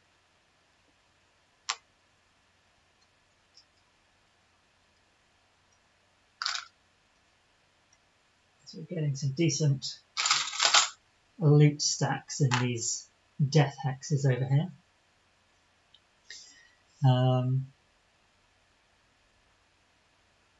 We're going to bless ourselves. So that's 2 hexes, two hexes, 2 bless cards, 1 for us and our ally.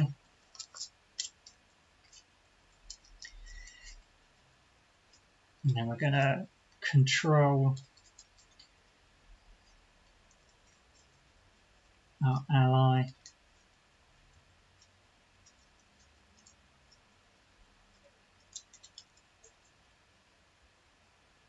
Who do we want to hit with it? We'll have him hit the Shaman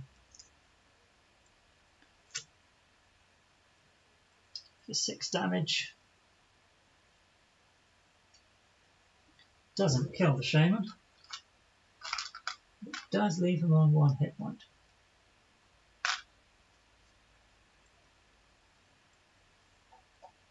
And poisoned.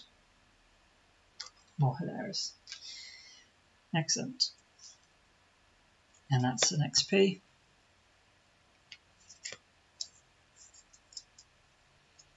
Okay. And then we have the Cragheart. Attack 3, range 3, disarm. So we will need to move up. I think we'll give ourselves disadvantage against Inox 1.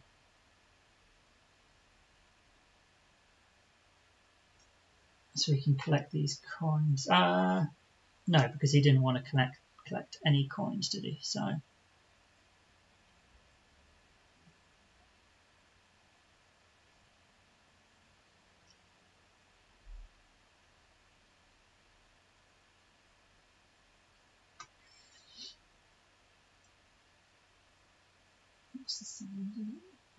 the line of sight means we want to go there, even though we take the damage. So attack 3, range 3, disarm. So if these guys do survive, they're disarmed anyway. So we have got Inox Guard 1, -1, so 2 damage. Kills him. Guard 6, -2, so 1 damage.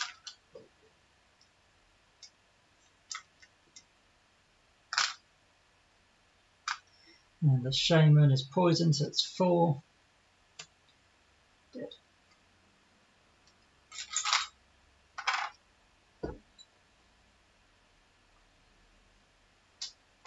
Excellent.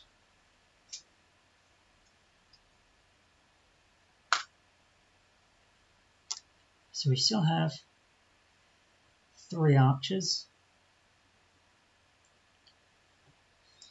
and an Onyx guard over here. We're going to have the Tinkerer take 2 damage. The Cragheart's going to take 2 damage. This city guard, 5, 6, 7, 8, is going to die.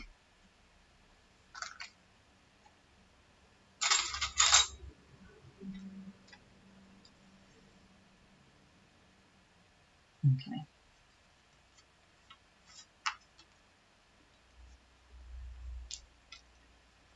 And then we'll slip to number 9. We have wind as well from the Cragheart, who will have 3 more experience. Actually, just 3. His first 3. We put out these 2 retaliate abilities right at the start and the shield, and we've not actually been hit. So, on one hand, we've done really well. On the other, we probably didn't need to play those cards. Alright, so start of round 9. Oh no, my neighbour's head is nodding again. You know what that means, right? The crowd erupts in jubilant happiness. By now I am sure you are wondering what is behind door number 4. They are the most ferocious beast in the known world. They killed 2 of my men just getting them into that cage, and now we're going to open the gate and let the fury of nature take its course. Stand back, ladies and gentlemen, because these things can spit acid, and I'm sure you don't want poor little Timmy's face melting off. Open door 3. The drakes in the revealed room are allies to each other but enemies to all other monster types. So now we have... I've actually got some other bases I can use. So we've got 1, 2, 3 rending drakes. And this room's cleared off, isn't it? Not that I understand why that's relevant, but just so we can't hide in it, I suppose.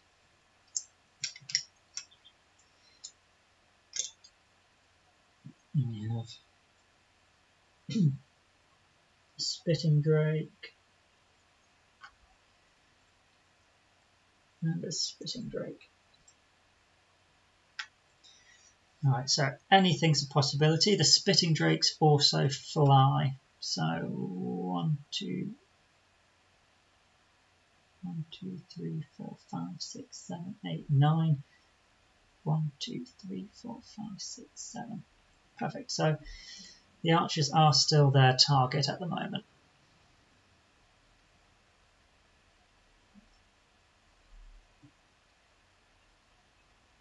Okay, well, first things first. Let's see which of our tokens and traps. Number 2. Number 2 is spinning blades. Every hex adjacent to a pillar. Oh, actually, these guys would have been got by the last spinning blades, wouldn't they, as well? So, Archer 1 and Archer 2. Excellent. So we've got 1 more Inox guard who's disarmed for this round anyway.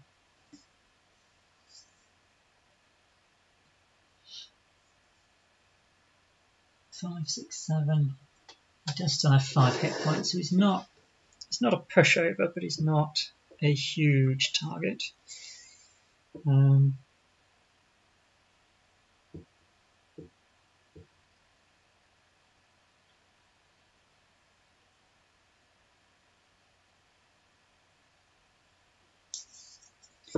We could hope that the drakes act first and draw the attention of the city archers. It might not be a bad idea.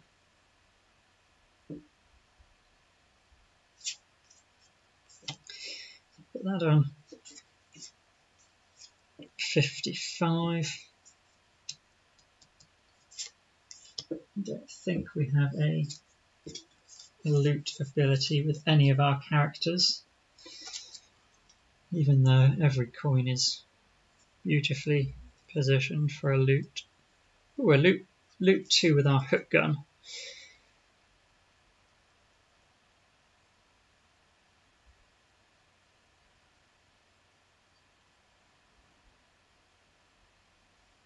We don't have a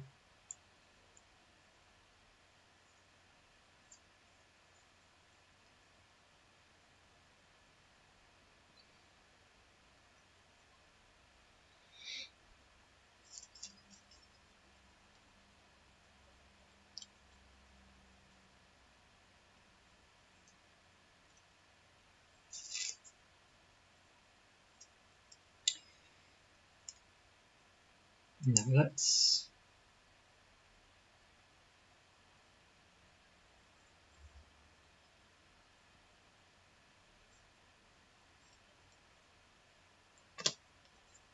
like to disarm them.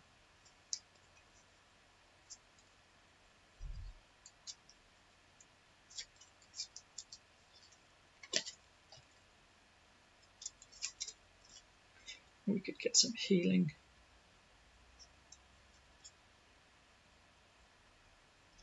Yeah, we'll get the Tinkerer to heal.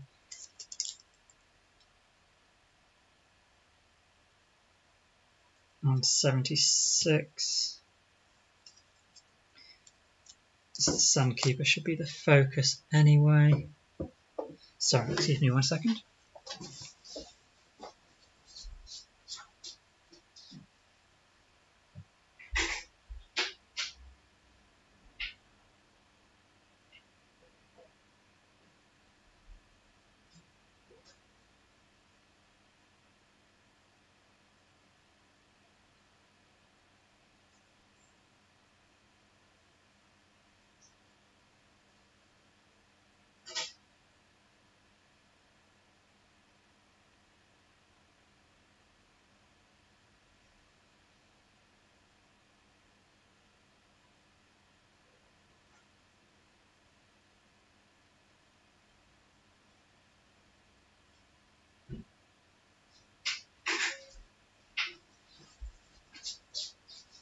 Sorry. Knock at the door, but it wasn't a parcel I was expecting. Okay, so yeah, Sunkeeper will be the focus out of the 2, so that's fine. You can get some healing in at the moment. Our guy is still within range, so he could go first, and that would stop him from moving towards a pillar.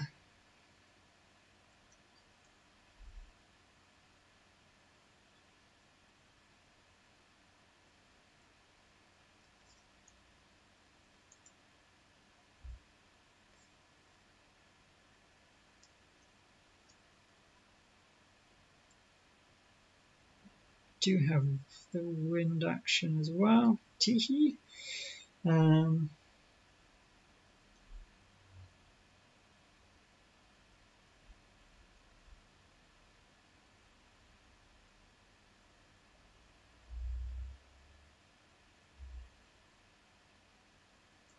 Not sure what I want to do with him, so I'm just going to put those out.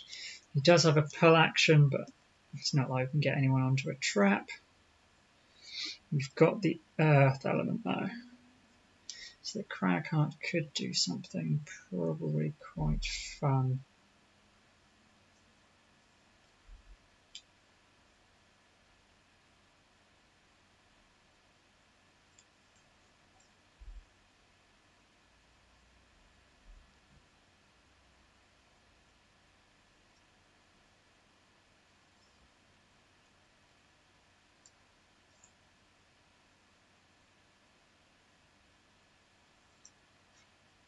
Oh, we don't quite have the movement anymore. All adjacent allies suffer 1 damage. That's not something we want to do, but it would allow us to move forward, jump.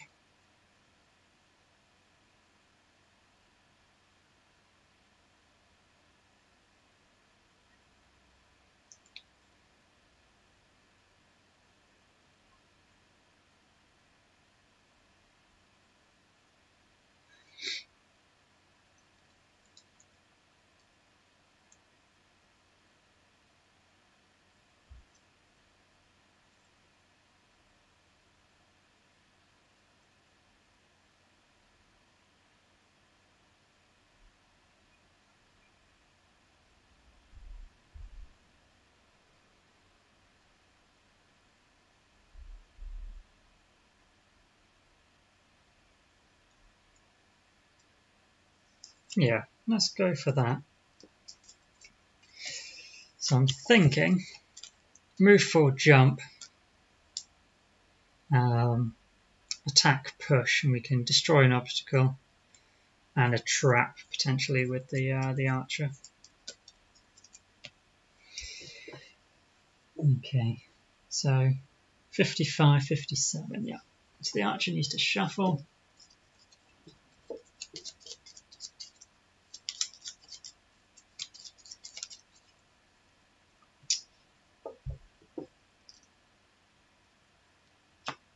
+31, move +0, attack +0, the guard.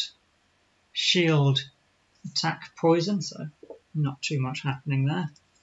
Spitting Drake, move +0, attack -1 on 57. And the Rending Drakes on 72 are standing still.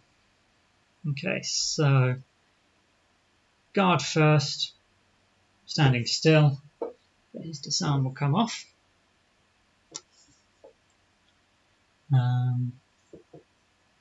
Then the archers.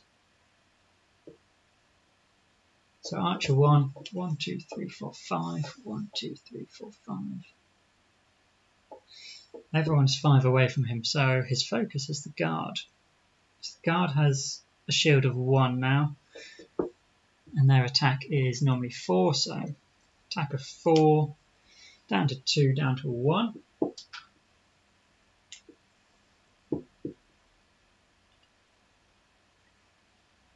So he's got just a movement of 1, so they won't move.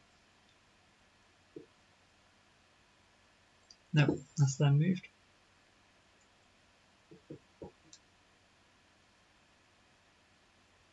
And we're worried about the blades, so at least that's 2 of theirs taking damage. Then we have a 55.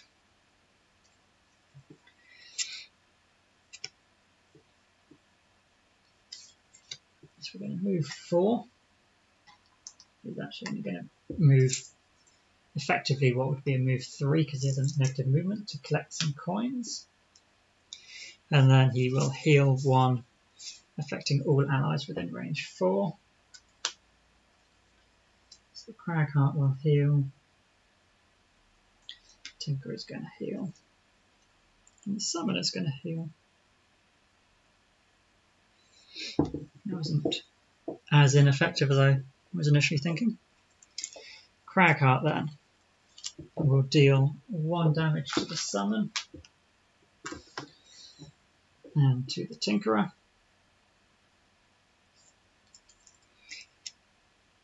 Move 4, jump, 1, 2, 3, 4, and he'll consume the earth to deal. Do I want to deal 2 damage?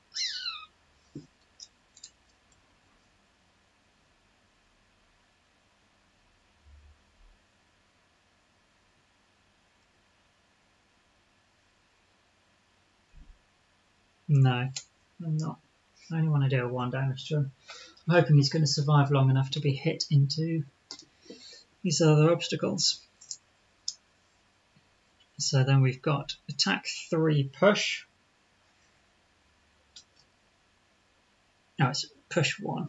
So it'll just go into the pillar.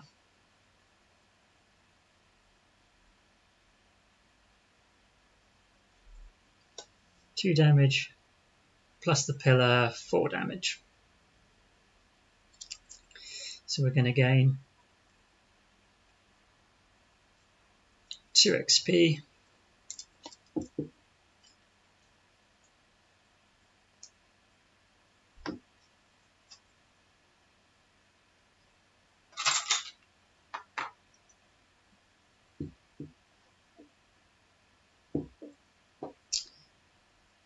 Okay.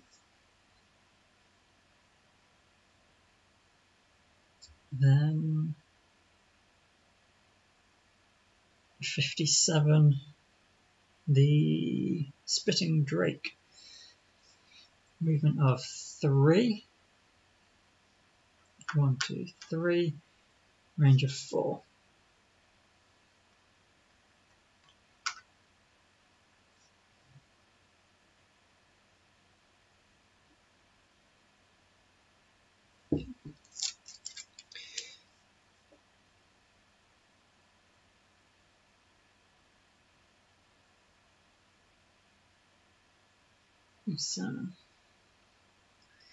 So the Tinkerer can have 1 ally.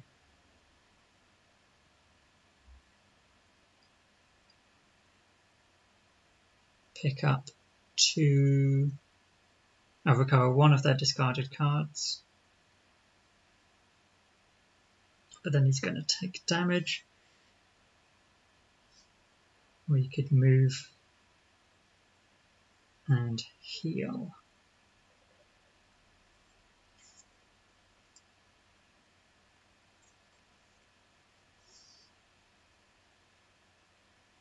And you've got to move 2. I think. Do you want the coins?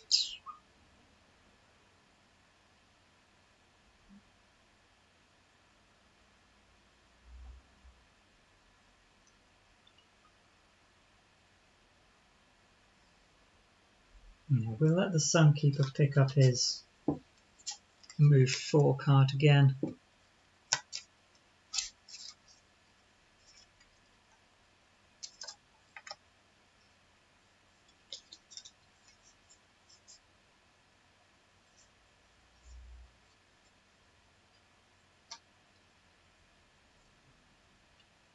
And then he will heal.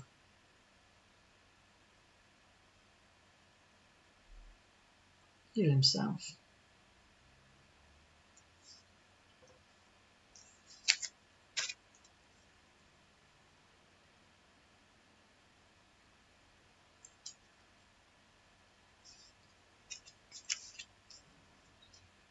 And then the Summoner is going to heal the Thorn Shooter. Well, first the Thorn Shooter is going to attack the Guard. So 3, he's got a shield of 1, 2 damage and poison.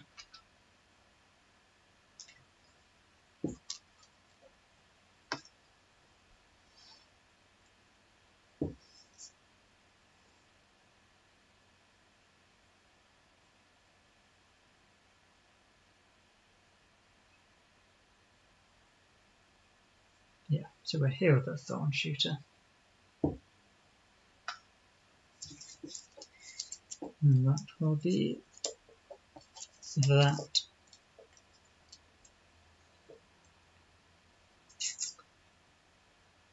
So we're going into round 10.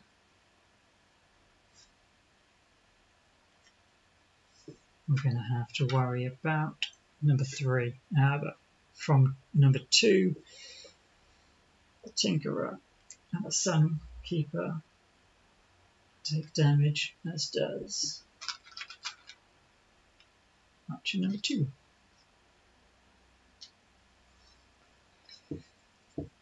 Okay, so number 3, sorry, we need to worry about the corridor tiles. Okay. That shouldn't be too much of a problem.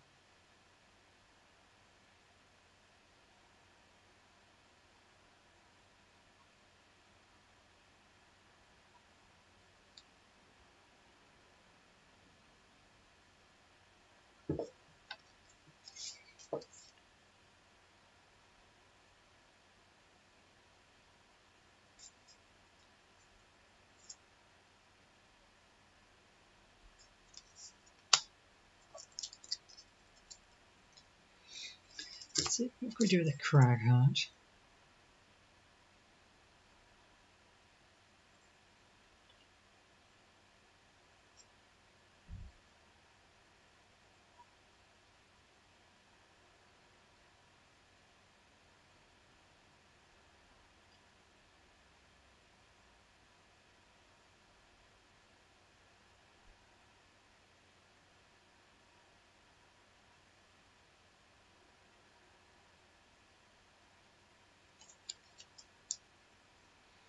He's in a dangerous spot. So we'll move 2.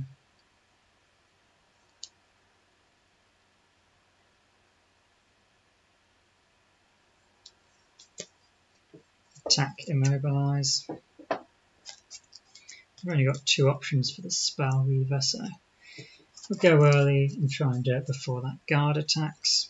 The Tinkerer, we've got plenty of options. I think we want to get our hook gun action done.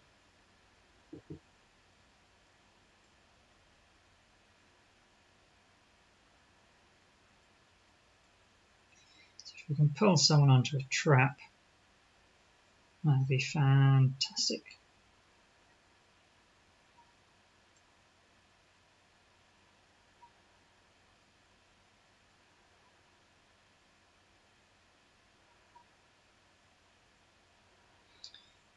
Drakes normally have a lot of movement.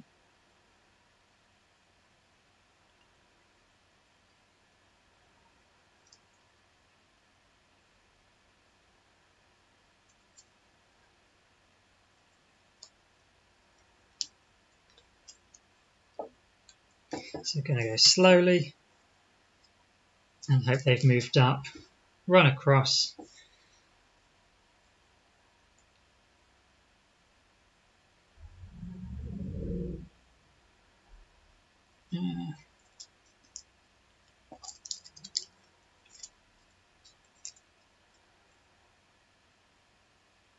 Go with move 6.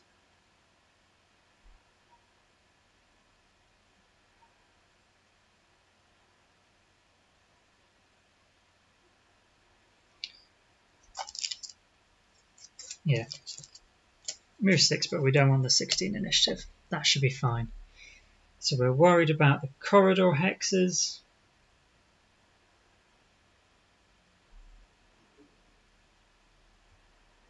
Yeah, we don't want to focus these guys too much, but I'm not sure we're going to have much choice. We're just going to have to take out this room of spitting drakes and stuff.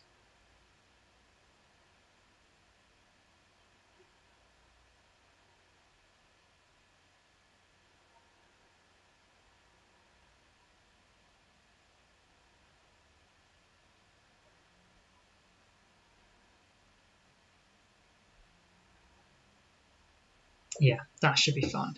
Okay, so these both needed a shuffle. Actually, the guard needed a shuffle as well. Okay, so basically everything needs a shuffle. Have you guys all seen as well the mini expansion news? Isaac and Marcel are popping out a presumably small box, but on the scale of Gloomhaven, most things are smaller boxes. Little small box expansion. I believe there's 1 character class new in it, 7 enemy types, and a scenario chain, which frankly is about time. You know, he's only given us 10 expedition scenarios last time around, you know, all those free solo scenarios. You know, this game needs more content. But no, really excited for that. Drop us a comment, let us know any details you may have heard about that. I'm very excited to just collect as much information as I can. I have done some playtesting for Marcel. He's been kind enough to send me over a few classes and some scenarios. I've not had the chance to play through it as much as I would have wanted to. So express my apologies to him again on that. Stuff has been getting in the way. But yeah, if it's anything like what I've seen, it's going to be fantastic. So really looking forward to that. I believe it's not too long away as well, just a summer release, which would be great. Not going to Kickstarter, will just be coming straight to distribution. So good news for friendly local game stores everywhere. They can get a piece of the Gloomhaven pie as well. Right, let's have a look then. So we're worried about the corridors. Not sure if I moved this up, but we'll put it there. Doesn't make a difference at this point. We've got Spitting Drakes on 89. Move -1 and then just do something horrific. Rending Drakes, attack, move, attack. The Guard, 50, just a basic. And the Archers, 68. Standing still, stronger attack at a longer range. So 13. Yes, the Rending Drakes are first. So -1 move, they'll have a move of 4. 1, 2, 3, 4. 1, 2, 3, 4.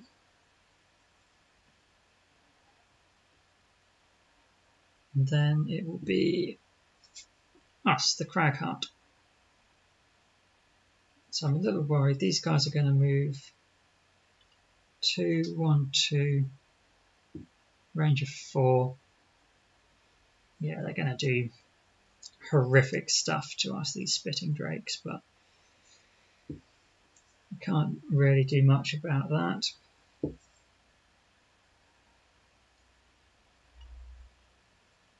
So we're going to move. We don't want to collect that coin, I've just realised, because we are being an indigent, but we are going to attack 3, immobilise this archer. This is number 2. Attack 3. Do we want to stun him? No, we'll save the stun for these drakes. These drakes are horrific. +0. So 3 damage. They've got a shield of 1.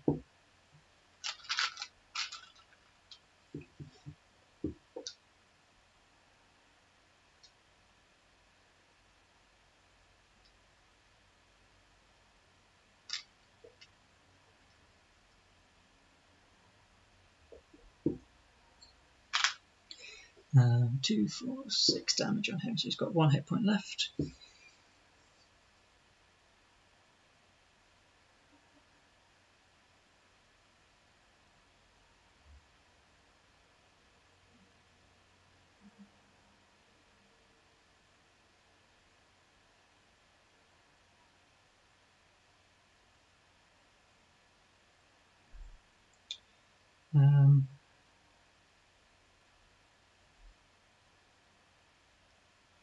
You're going to lose a card here. We're going to go move 1, 2, 3 and take 4 damage, but then heal 5 at range 3 for an experience.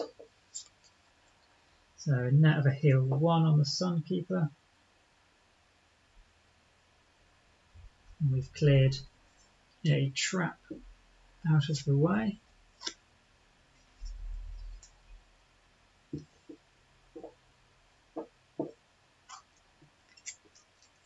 The Thorn Shooter's next. He's going to attack for enough damage to deal 1 damage, definitely. So that's the guards taken care of over here.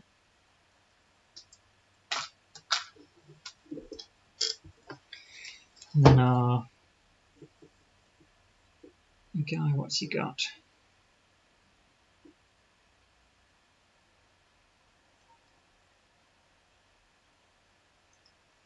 I'm going to move 2 and heal 3 for 1 XP. I'm going to heal Tinkerer. We've then got the Cragheart. No, Cragheart's gone. Or did I leave those cards? No idea. Then we have, yes, then we've got the Tinkerer. So we've got to move 6.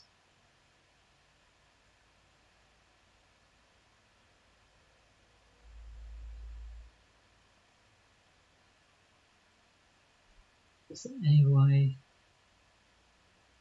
I can get him through? 1, 2, 3, 4,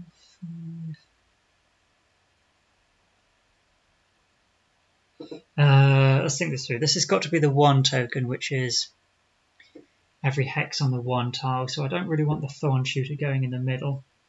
So if he runs through this trap, 1, 2, 3, 4, 5, he'll take 4 damage.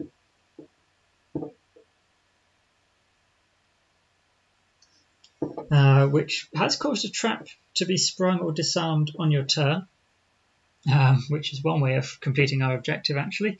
But what I am planning to now do, that's also going to get us 1 XP,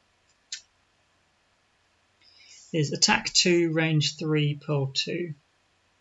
So we're going to attack this guy and pull him 1, 2. And then he will be stunned, poisoned, and have taken 4 damage himself. So attack 2, plus 0, 2 damage. As I say, it's going to be 4 more from the trap. So that is 6 damage on Drake 4. And he is stunned and poisoned. I need to...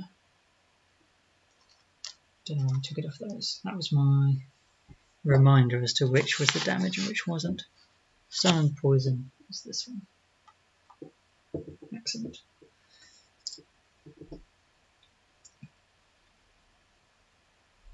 So then the Spitting Drake. 1, 2, 3, 4, 5. So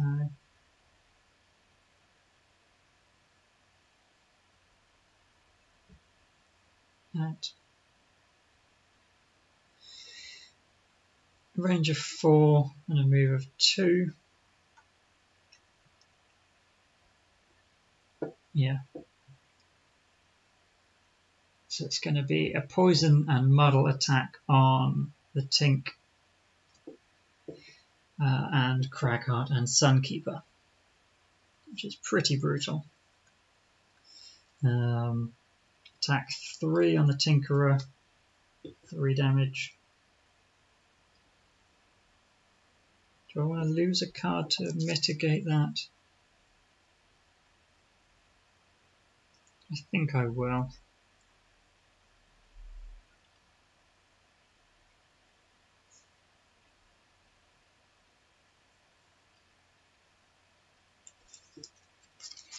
Lose a card to avoid that damage. Considering I'm going to be poisoned as well, going down to 1 hit point seems dangerous. So poison and muddle. Sunkeeper. -1, so that's 2 damage down to just 1 damage because of shield, poison and muddle. And the Cragheart +1, so 4 damage.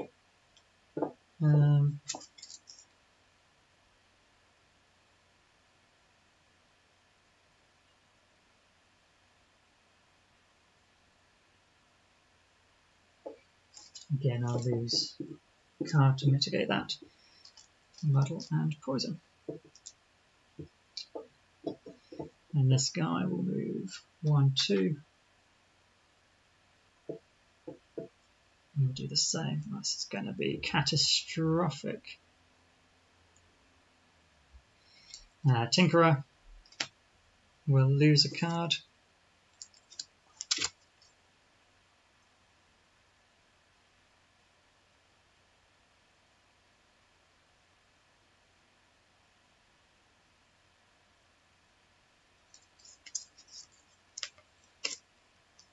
Sunkeeper So that's 3 damage, 4 because of the poison, down to 3.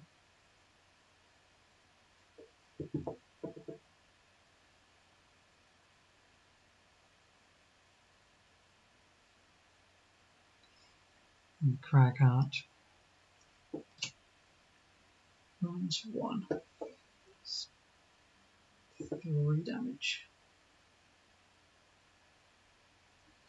Okay.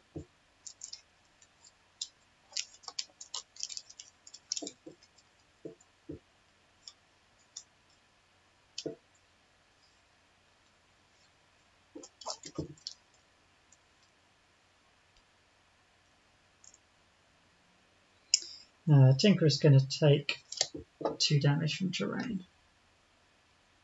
Okay. Yeah, that was really brutal.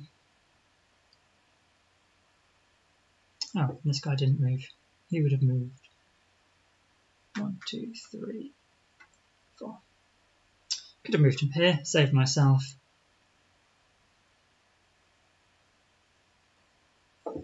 1, 2, 3, 4. Yeah. I think they probably would have been able to reach everyone anyway, because of that giant area of effect. So we've got.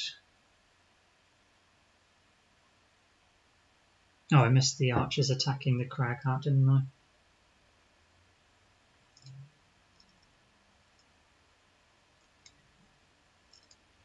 So,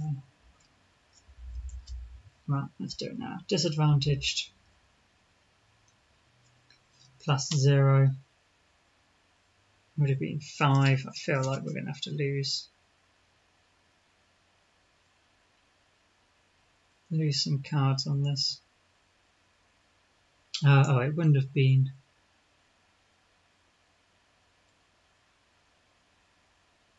With poison, though, is it? Yes, it's attack 5. We'll lose a card. And +0, 4 damage.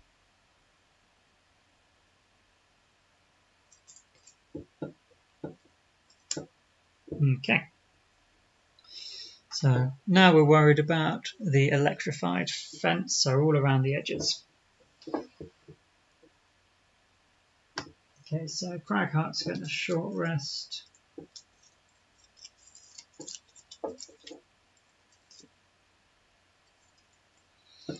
Okay. Summoner's getting a short rest. No, Summoner was... Yeah, Summoner short resting.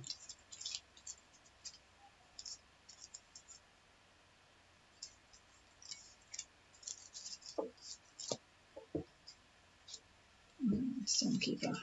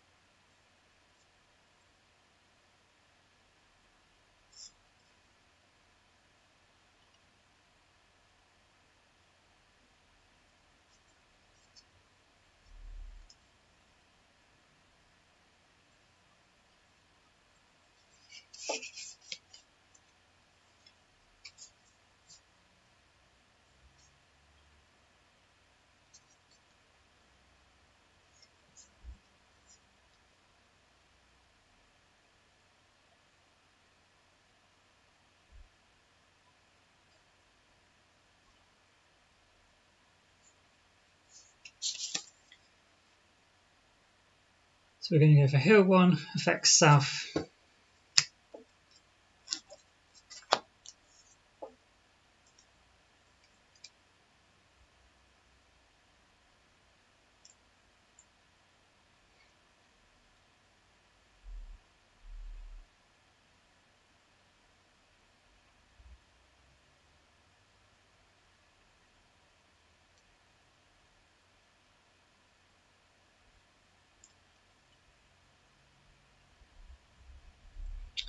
We go for attack,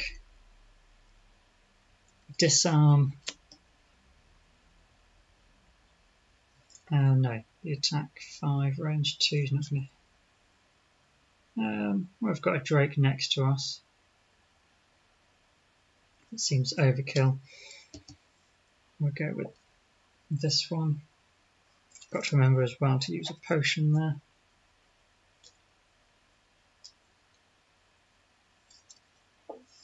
Now we've got...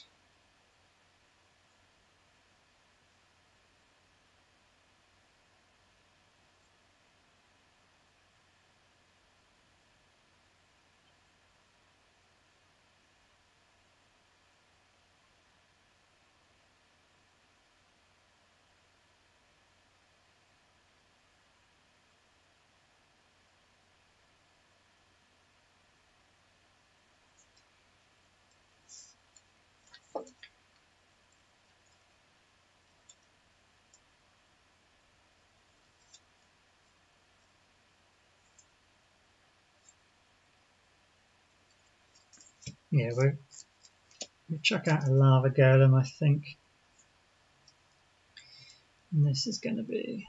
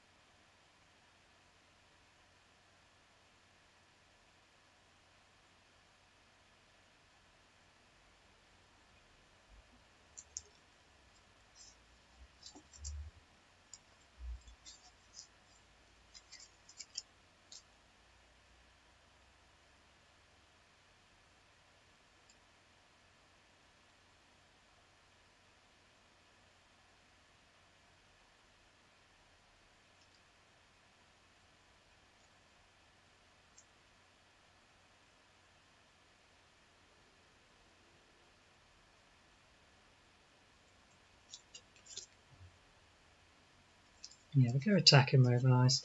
It's a bit of a dangerous situation with the crag heart at the moment.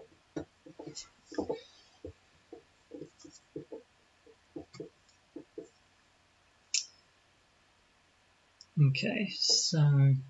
Oh, these guys need to shuffle. I don't want to get those same cards again. Those were horrific.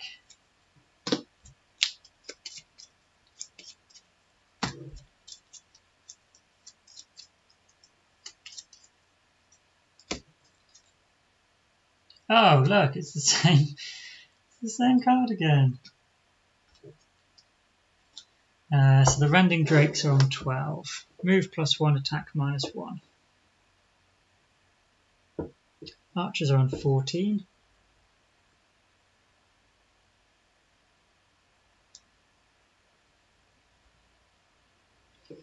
So, number 1, Drake first will move 1, 2, 3, 4. Attack Tinkerer.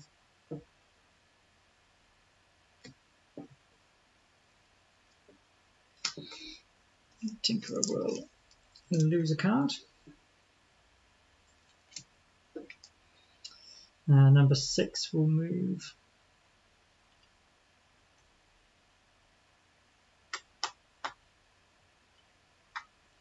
And attack number 2, Archer.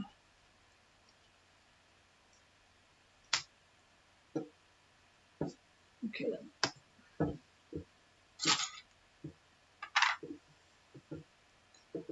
And number 4 is immobilised.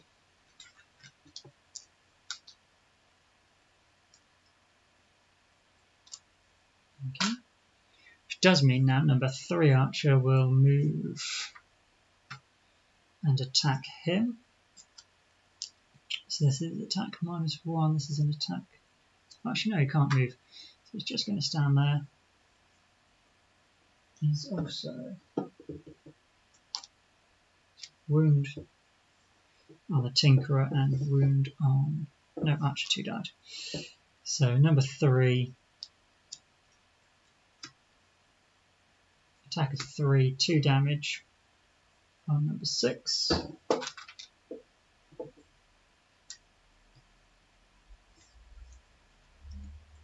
And then we have a trap. And he will place his trap.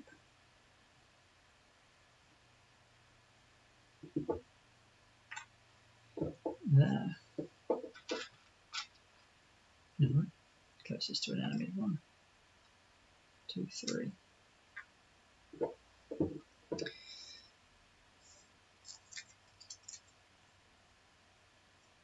So the Tinkerer is going to take 1 damage from his wound.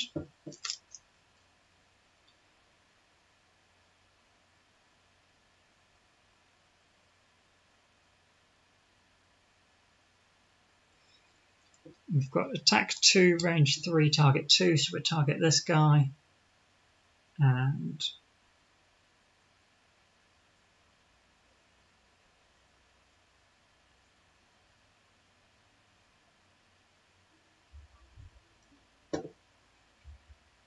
the number 1 Drake, why not? So disadvantage against number 1.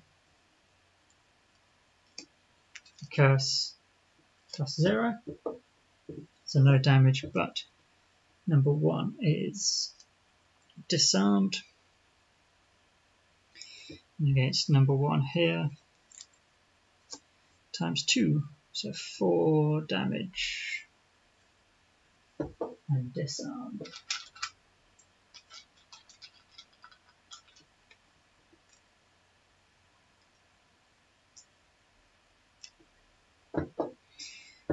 And then he's got move 2, 1, 2, heal 1, affect all adjacent allies. Just the Crag Heart. And Sunkeeper's poison comes off.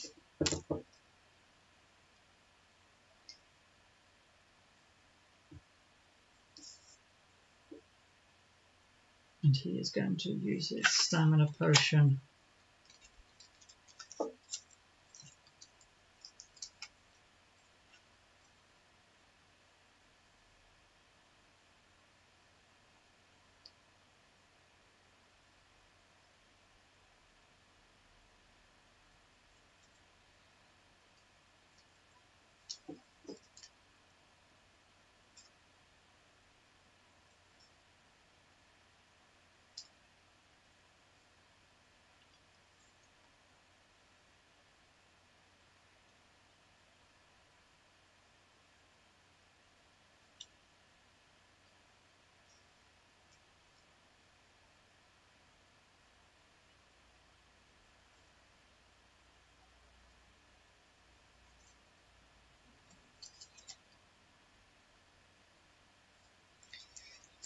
To recover 2 cards.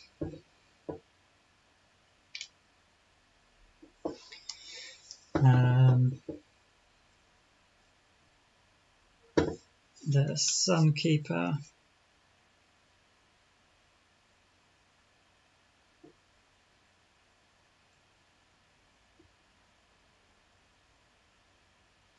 is going to do heal 1, affecting self and all adjacent allies. All allies within range 4, so he will gain a hit point. The Cragheart will gain a hit point, and he's going to use his potion to gain 3 hit points. And he's also going to move 1, 2.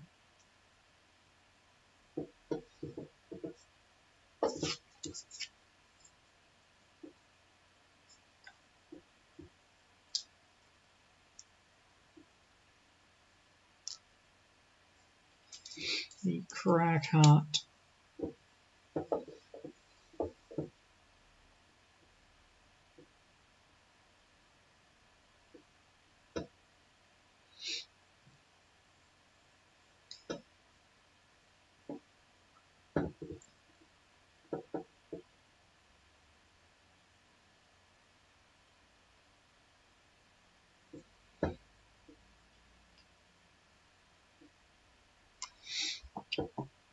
Who does a Cragard want to attack?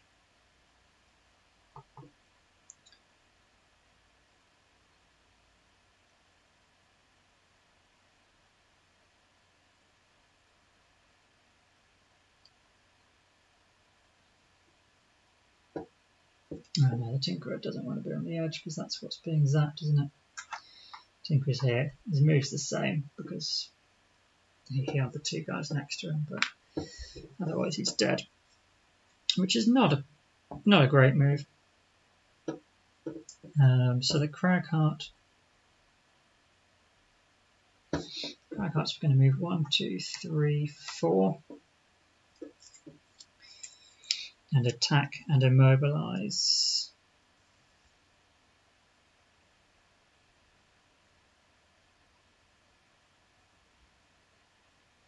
Number 1.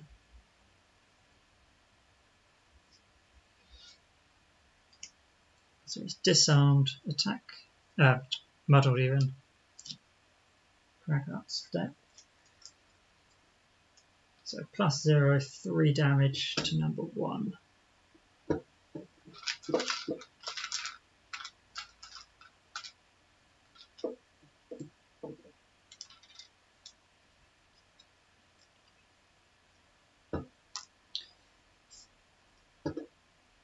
Okay.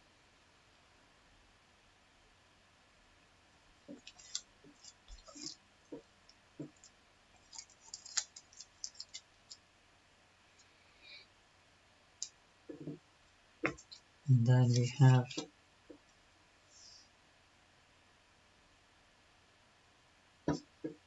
the summoner. This guy's going to move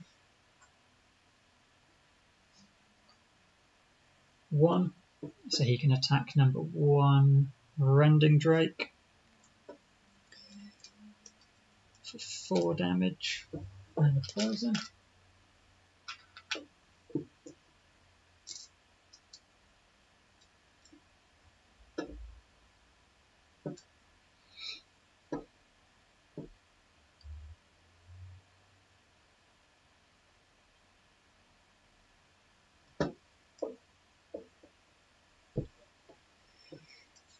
And we will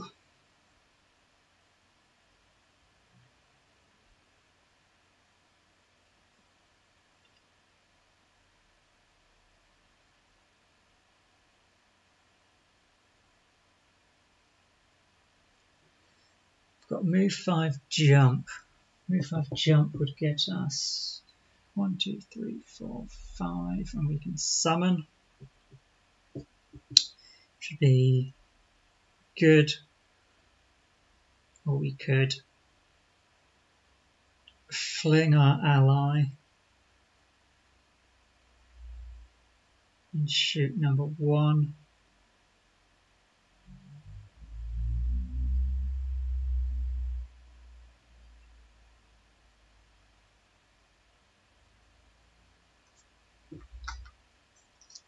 Oh, these rooms have disappeared now, haven't they?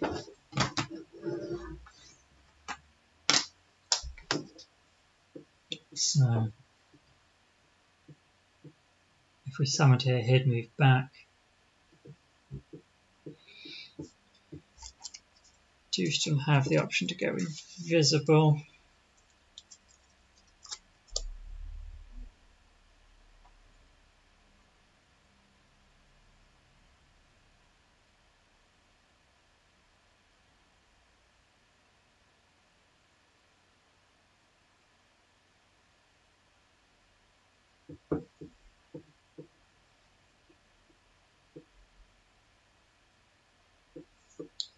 Yeah, let's do it. So we're going to move here. We're going to summon the lava golem here.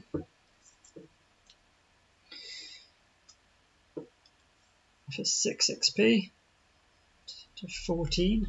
Nicely done.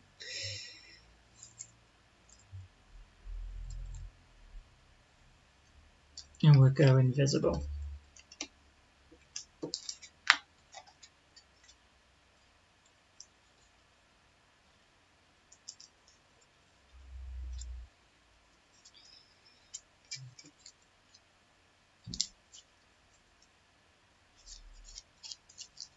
Oh, we've still got.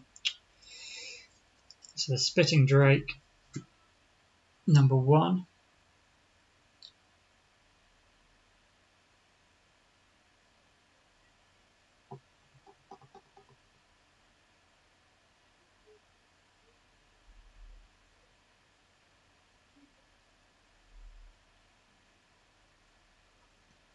Will attack the Cragheart. He's immobilised, so it's disadvantage.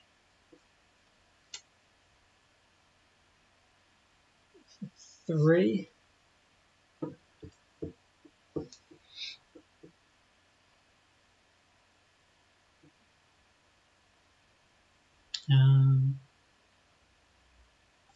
Okay.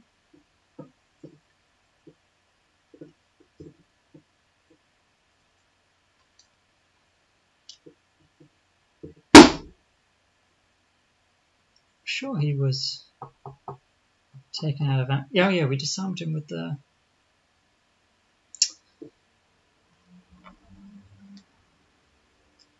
Tinkerer, weren't we? I was thinking there was a reason that he wasn't attacking. Which means it's actually this guy attacking. It's the Cragheart.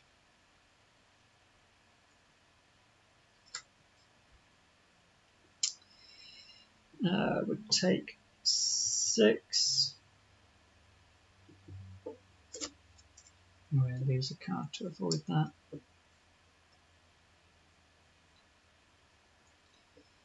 And 6 on the Lava Golem, but the Lava Golem does retaliate too. On number 2.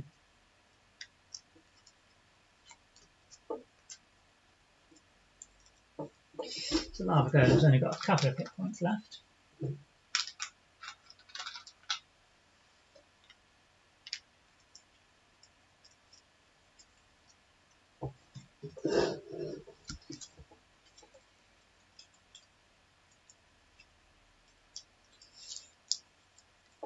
Alright, this is coming a lot more down to the wire than I thought it was going to be before that final room opened. I think I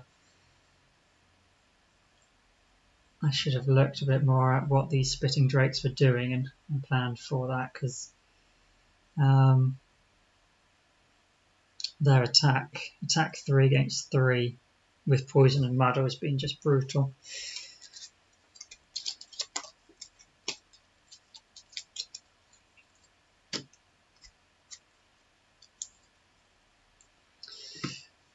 So we have number 3 and number 2 actually taking damage, don't we, for being on the edge. So number 3, Archer.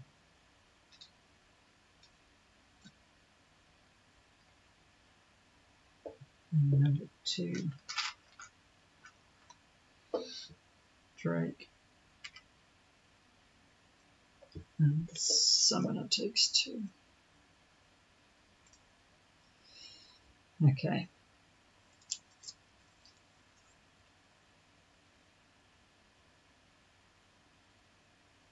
So we'll go quickly with some heals there. We've got some move and disarms quickly there.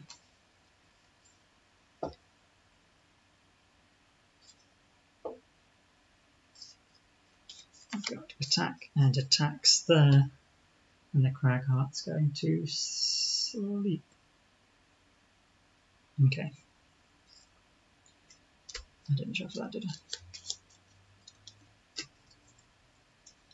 87, move and attack, Drake, normal move and attack, and the Archer.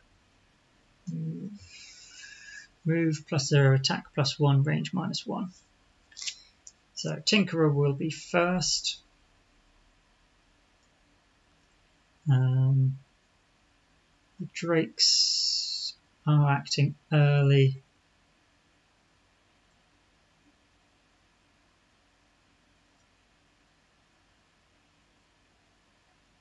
So we want to back the Tinkerer out of that corner.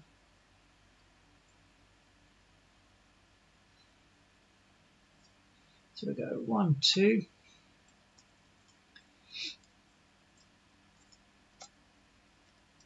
Attack 2, disarm 2. So this guy's only got 1 hit point left.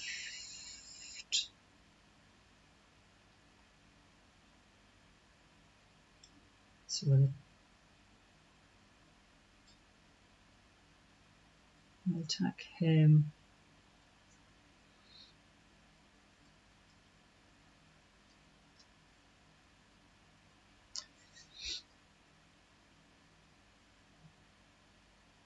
Yeah, we'll attack number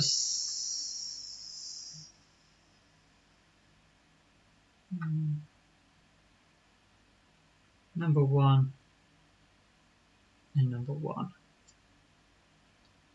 So number 1, Rending Drake, -1, so 1 damage. And 2 damage because he's poisoned.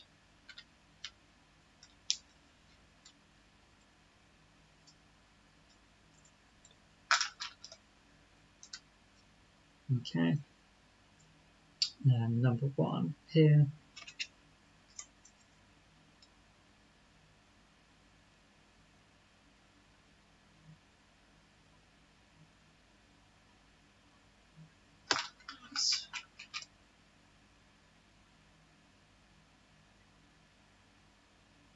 No, it's this one, wasn't it?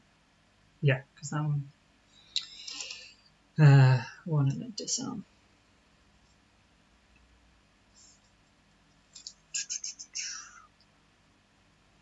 And we did heal 1 on the Sunkeeper, actually, for being next to him with our move. Okay, so that's the Tinkerer. 25 is then us again, so the Storm Shooter even will shoot. Number 1.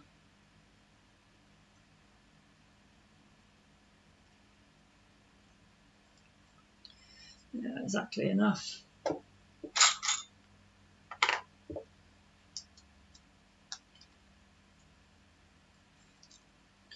The Lava Golem. Generate fire.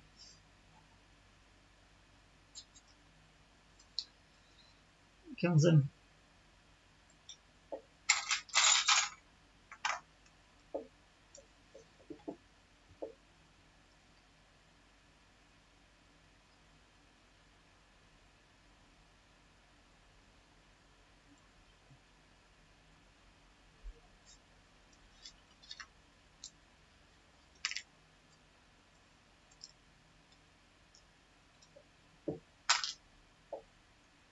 So we've got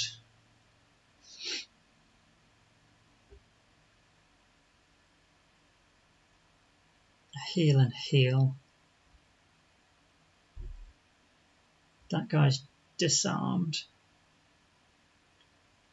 Number 4 is going to attack the Sunkeeper.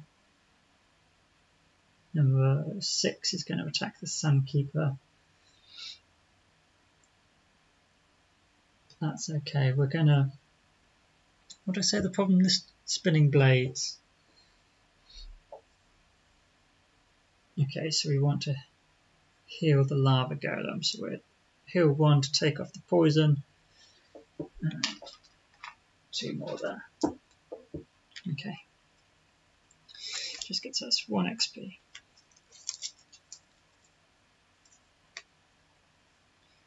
Then it is the Rending Drake. So yeah, number 4.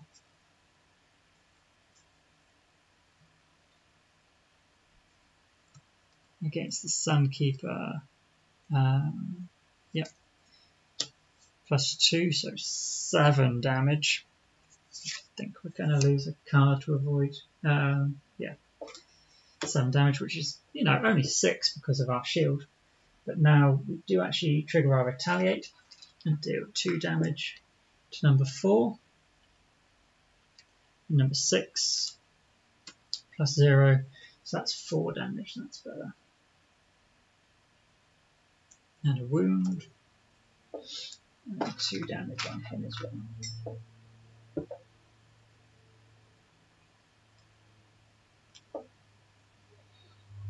Okay. Then it's our Sunkeeper.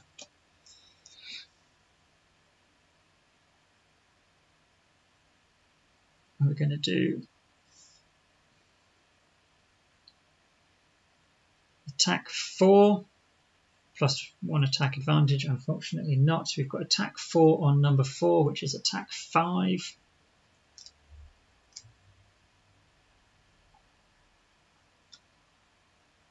Sunkeeper duck, there we go. Down to 3.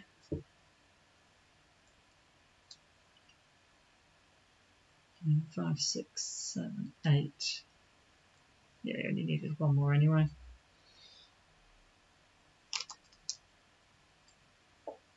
Dead.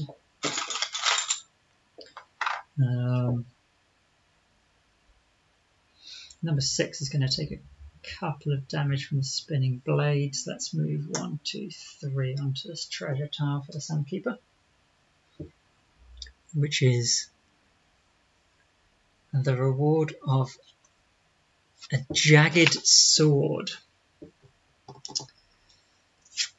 Okay, and then we have the archer. The archer will move 1, attack plus 1, so it's attack of 5, 4 damage, leaves him with 1 damage remaining.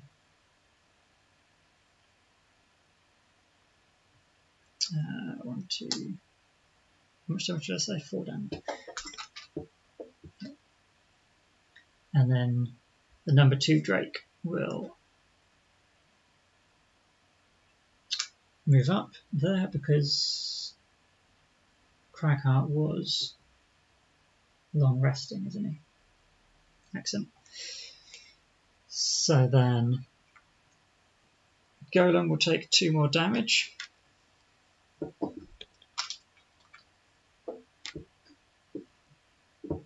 The Drake will take 2 more damage. This guy will take 2 damage. Kills it.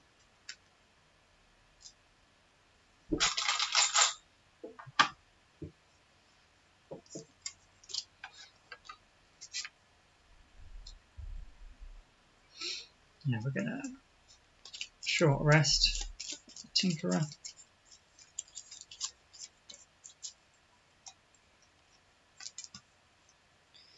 Flamethrower.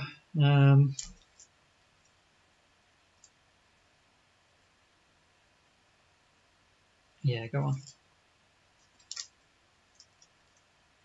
Mainly because I just saw this. We've got a loot 2, and that would get him 4 coins.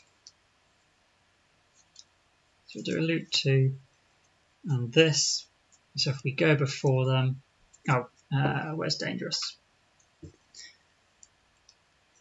Corridor tile. So where we're at is dangerous, but hopefully we'll survive long enough. The summoner is short resting. Move forward, jump. We're gonna use a hit point to lose a different card.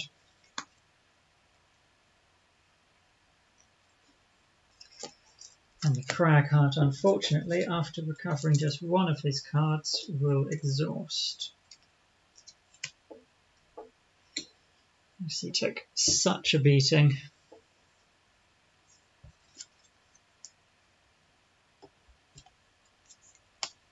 Discarded so many cards trying to stay alive. Now we've only got 2 cards in our hand with the Sunkeeper. No. And we've used those. So we need a short rest with him as well.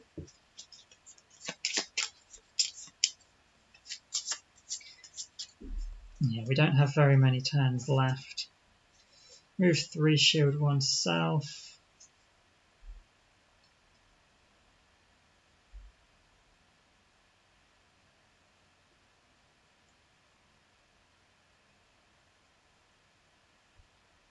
It's our quickest initiative.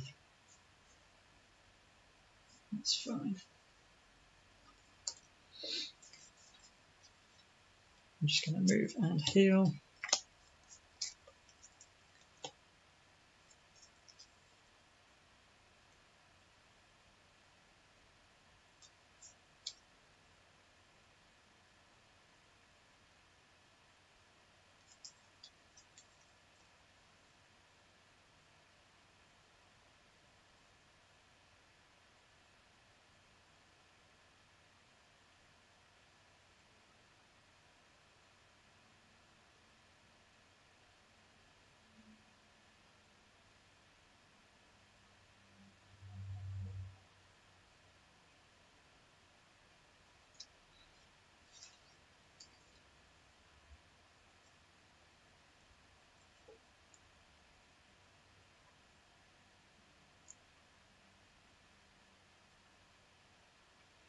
We're just going to move and heal.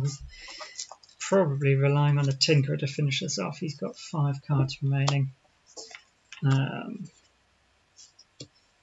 other guys have got 3, so they don't have many turns. Spitting Drake, 89, attack -2, stun. Rending Drake, oh, they're all dead. The Archer, 56. So fortunately we're going first. This guy will move up 2 and not get in range. The Lava Golem though will make an attack of 3 down to 2 and wound 5, 6, 7, 8, 9. Oh, perfect. That is enough. So we've got move 4. Move 5 actually.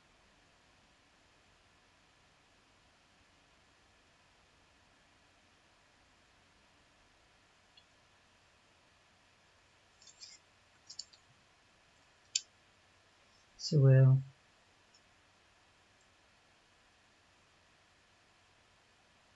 one, 2, 3, 4, 5.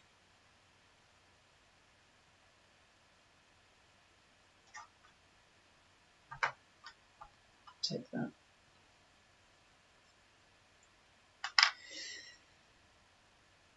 And we are going to heal.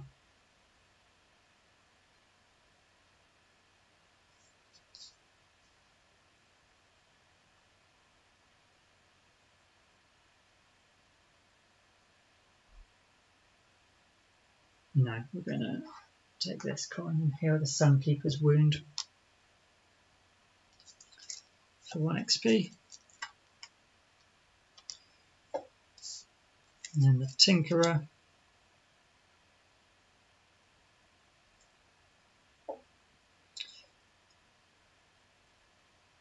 We're going to loot 2.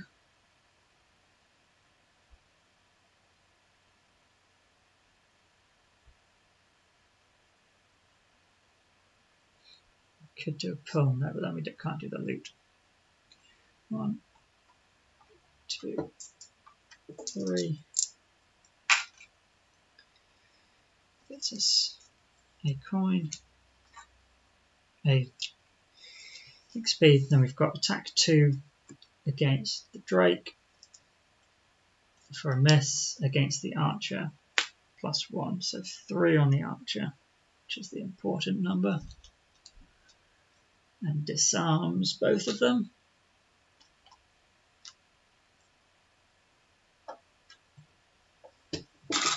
Alright, he did survive, didn't he? Because it was a miss.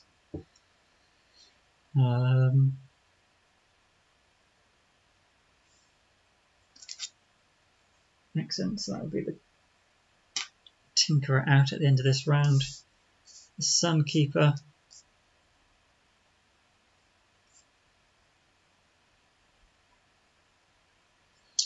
It's going to move 1, 2, 3. And heal 1 on the Tinkerer himself and Summoner.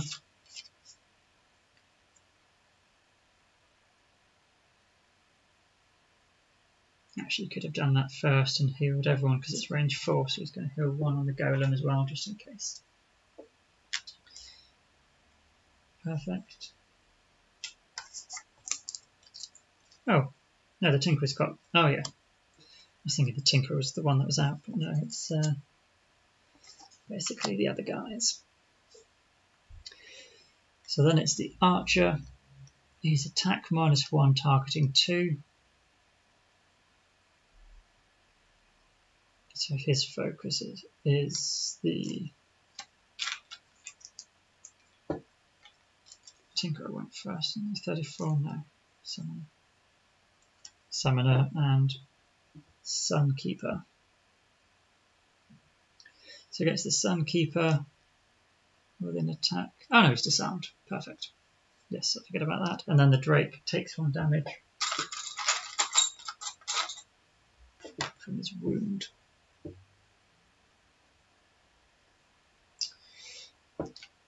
And then the Tinker is going to take 2 damage, and unfortunately this is going to take 2 damage. Okay, so the Summoner and Sunkeeper have to rest, I think. And we've got to worry about 1, which is the outside hexes. That's okay, I think. So we've only got the Tinkerer to do anything.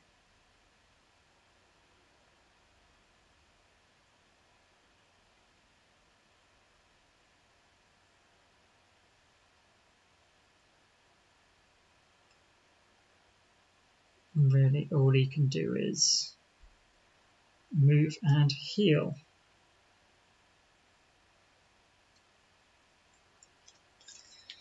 So he will do that.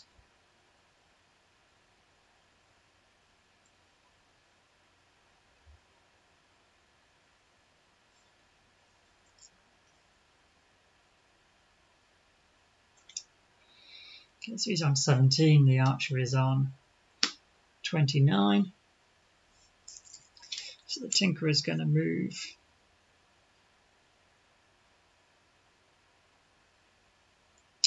or one ally could recover all of their discarded cards. That could give our Sunkeeper some extra rounds.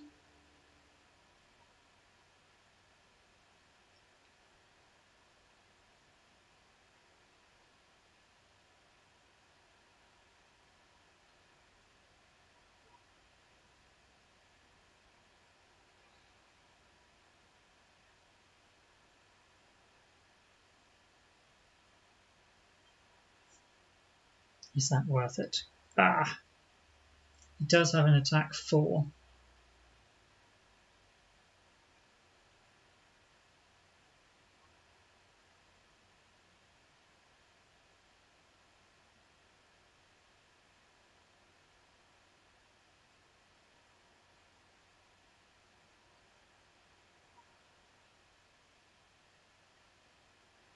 Yeah, we'll move here and heal everyone 1.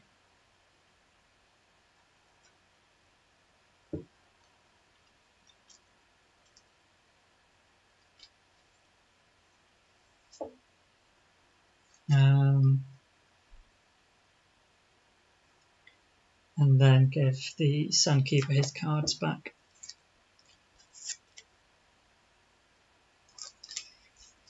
So the Archer will attack the Tinkerer. Attack of 3, down to 2, which sadly is more than the Tinkerer could take, so he will lose a card and be immobilized. Golem's going to move 1, 2. Ah, yes, electrified fences, isn't it? We are going to be okay. We are going to be okay. Because now, at the end of the round, you will take 2 damage and die. Oh, that was pretty horrific. This room opening, everything fell apart. Mainly, I was feeling extremely confident by that point because we weren't very injured. I just wanted to get the Tinkerer's objective done, so I thought, I'll run in the middle, I'll pull a load of enemies over the traps, but I didn't even think even him just triggering the trap actually counts. And then it snowballed from there into quite a disaster. But let's have a little look then at the final conclusion text.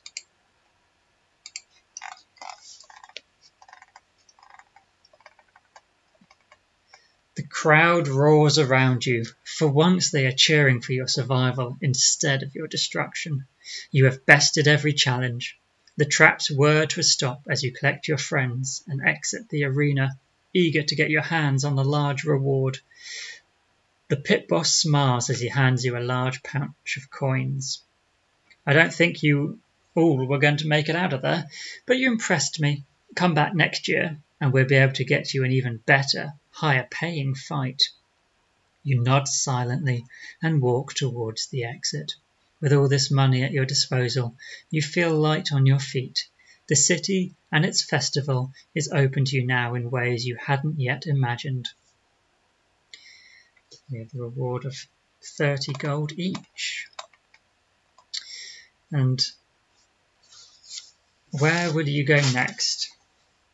So I believe this poll is still open. If you go on Board Game Geek, you can vote as to where you wish to go. We could go to the bazaar to purchase trinkets from a far off land. We could go to the fortune teller to find guidance about our wealth. We could go to the menagerie to see more exotic and dangerous beasts. Or we could go back home to rest and recover from our wounds.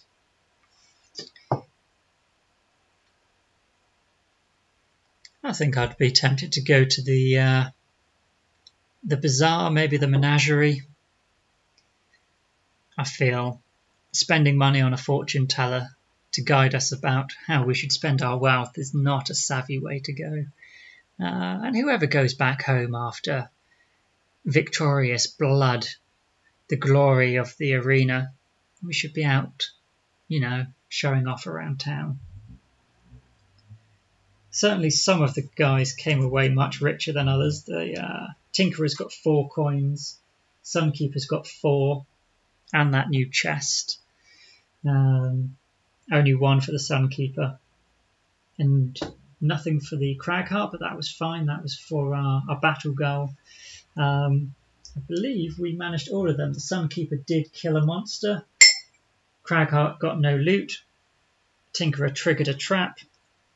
And yeah, Aggressor, we had a monster on the board at every turn. So check marks all round. Not enough experience to go up a level. Even the Tinkerer, the 16 he got, not the Tinkerer, the Sunkeeper, wasn't quite enough, but very good. Not much experience for anyone else though. So I have to play around with that. I like that the opening move where we got out 2 retaliate cards really worked for us. We managed 1 retaliate action out of a possible 11. Yeah, hindsight's a wonderful thing, but getting all those retaliates would have been really good had it happened. Cool. So yeah, as I say, leave a comment, leave any info that you know about the new upcoming mini expansion. That's going to be fun to have a little read through those comments. Hope you've enjoyed the playthrough. I'm not sure how long did that take us? 3 hours. Wow, that did take longer than I thought. 4 characters and a bit of setup. All good though. Cheers guys, bye for now.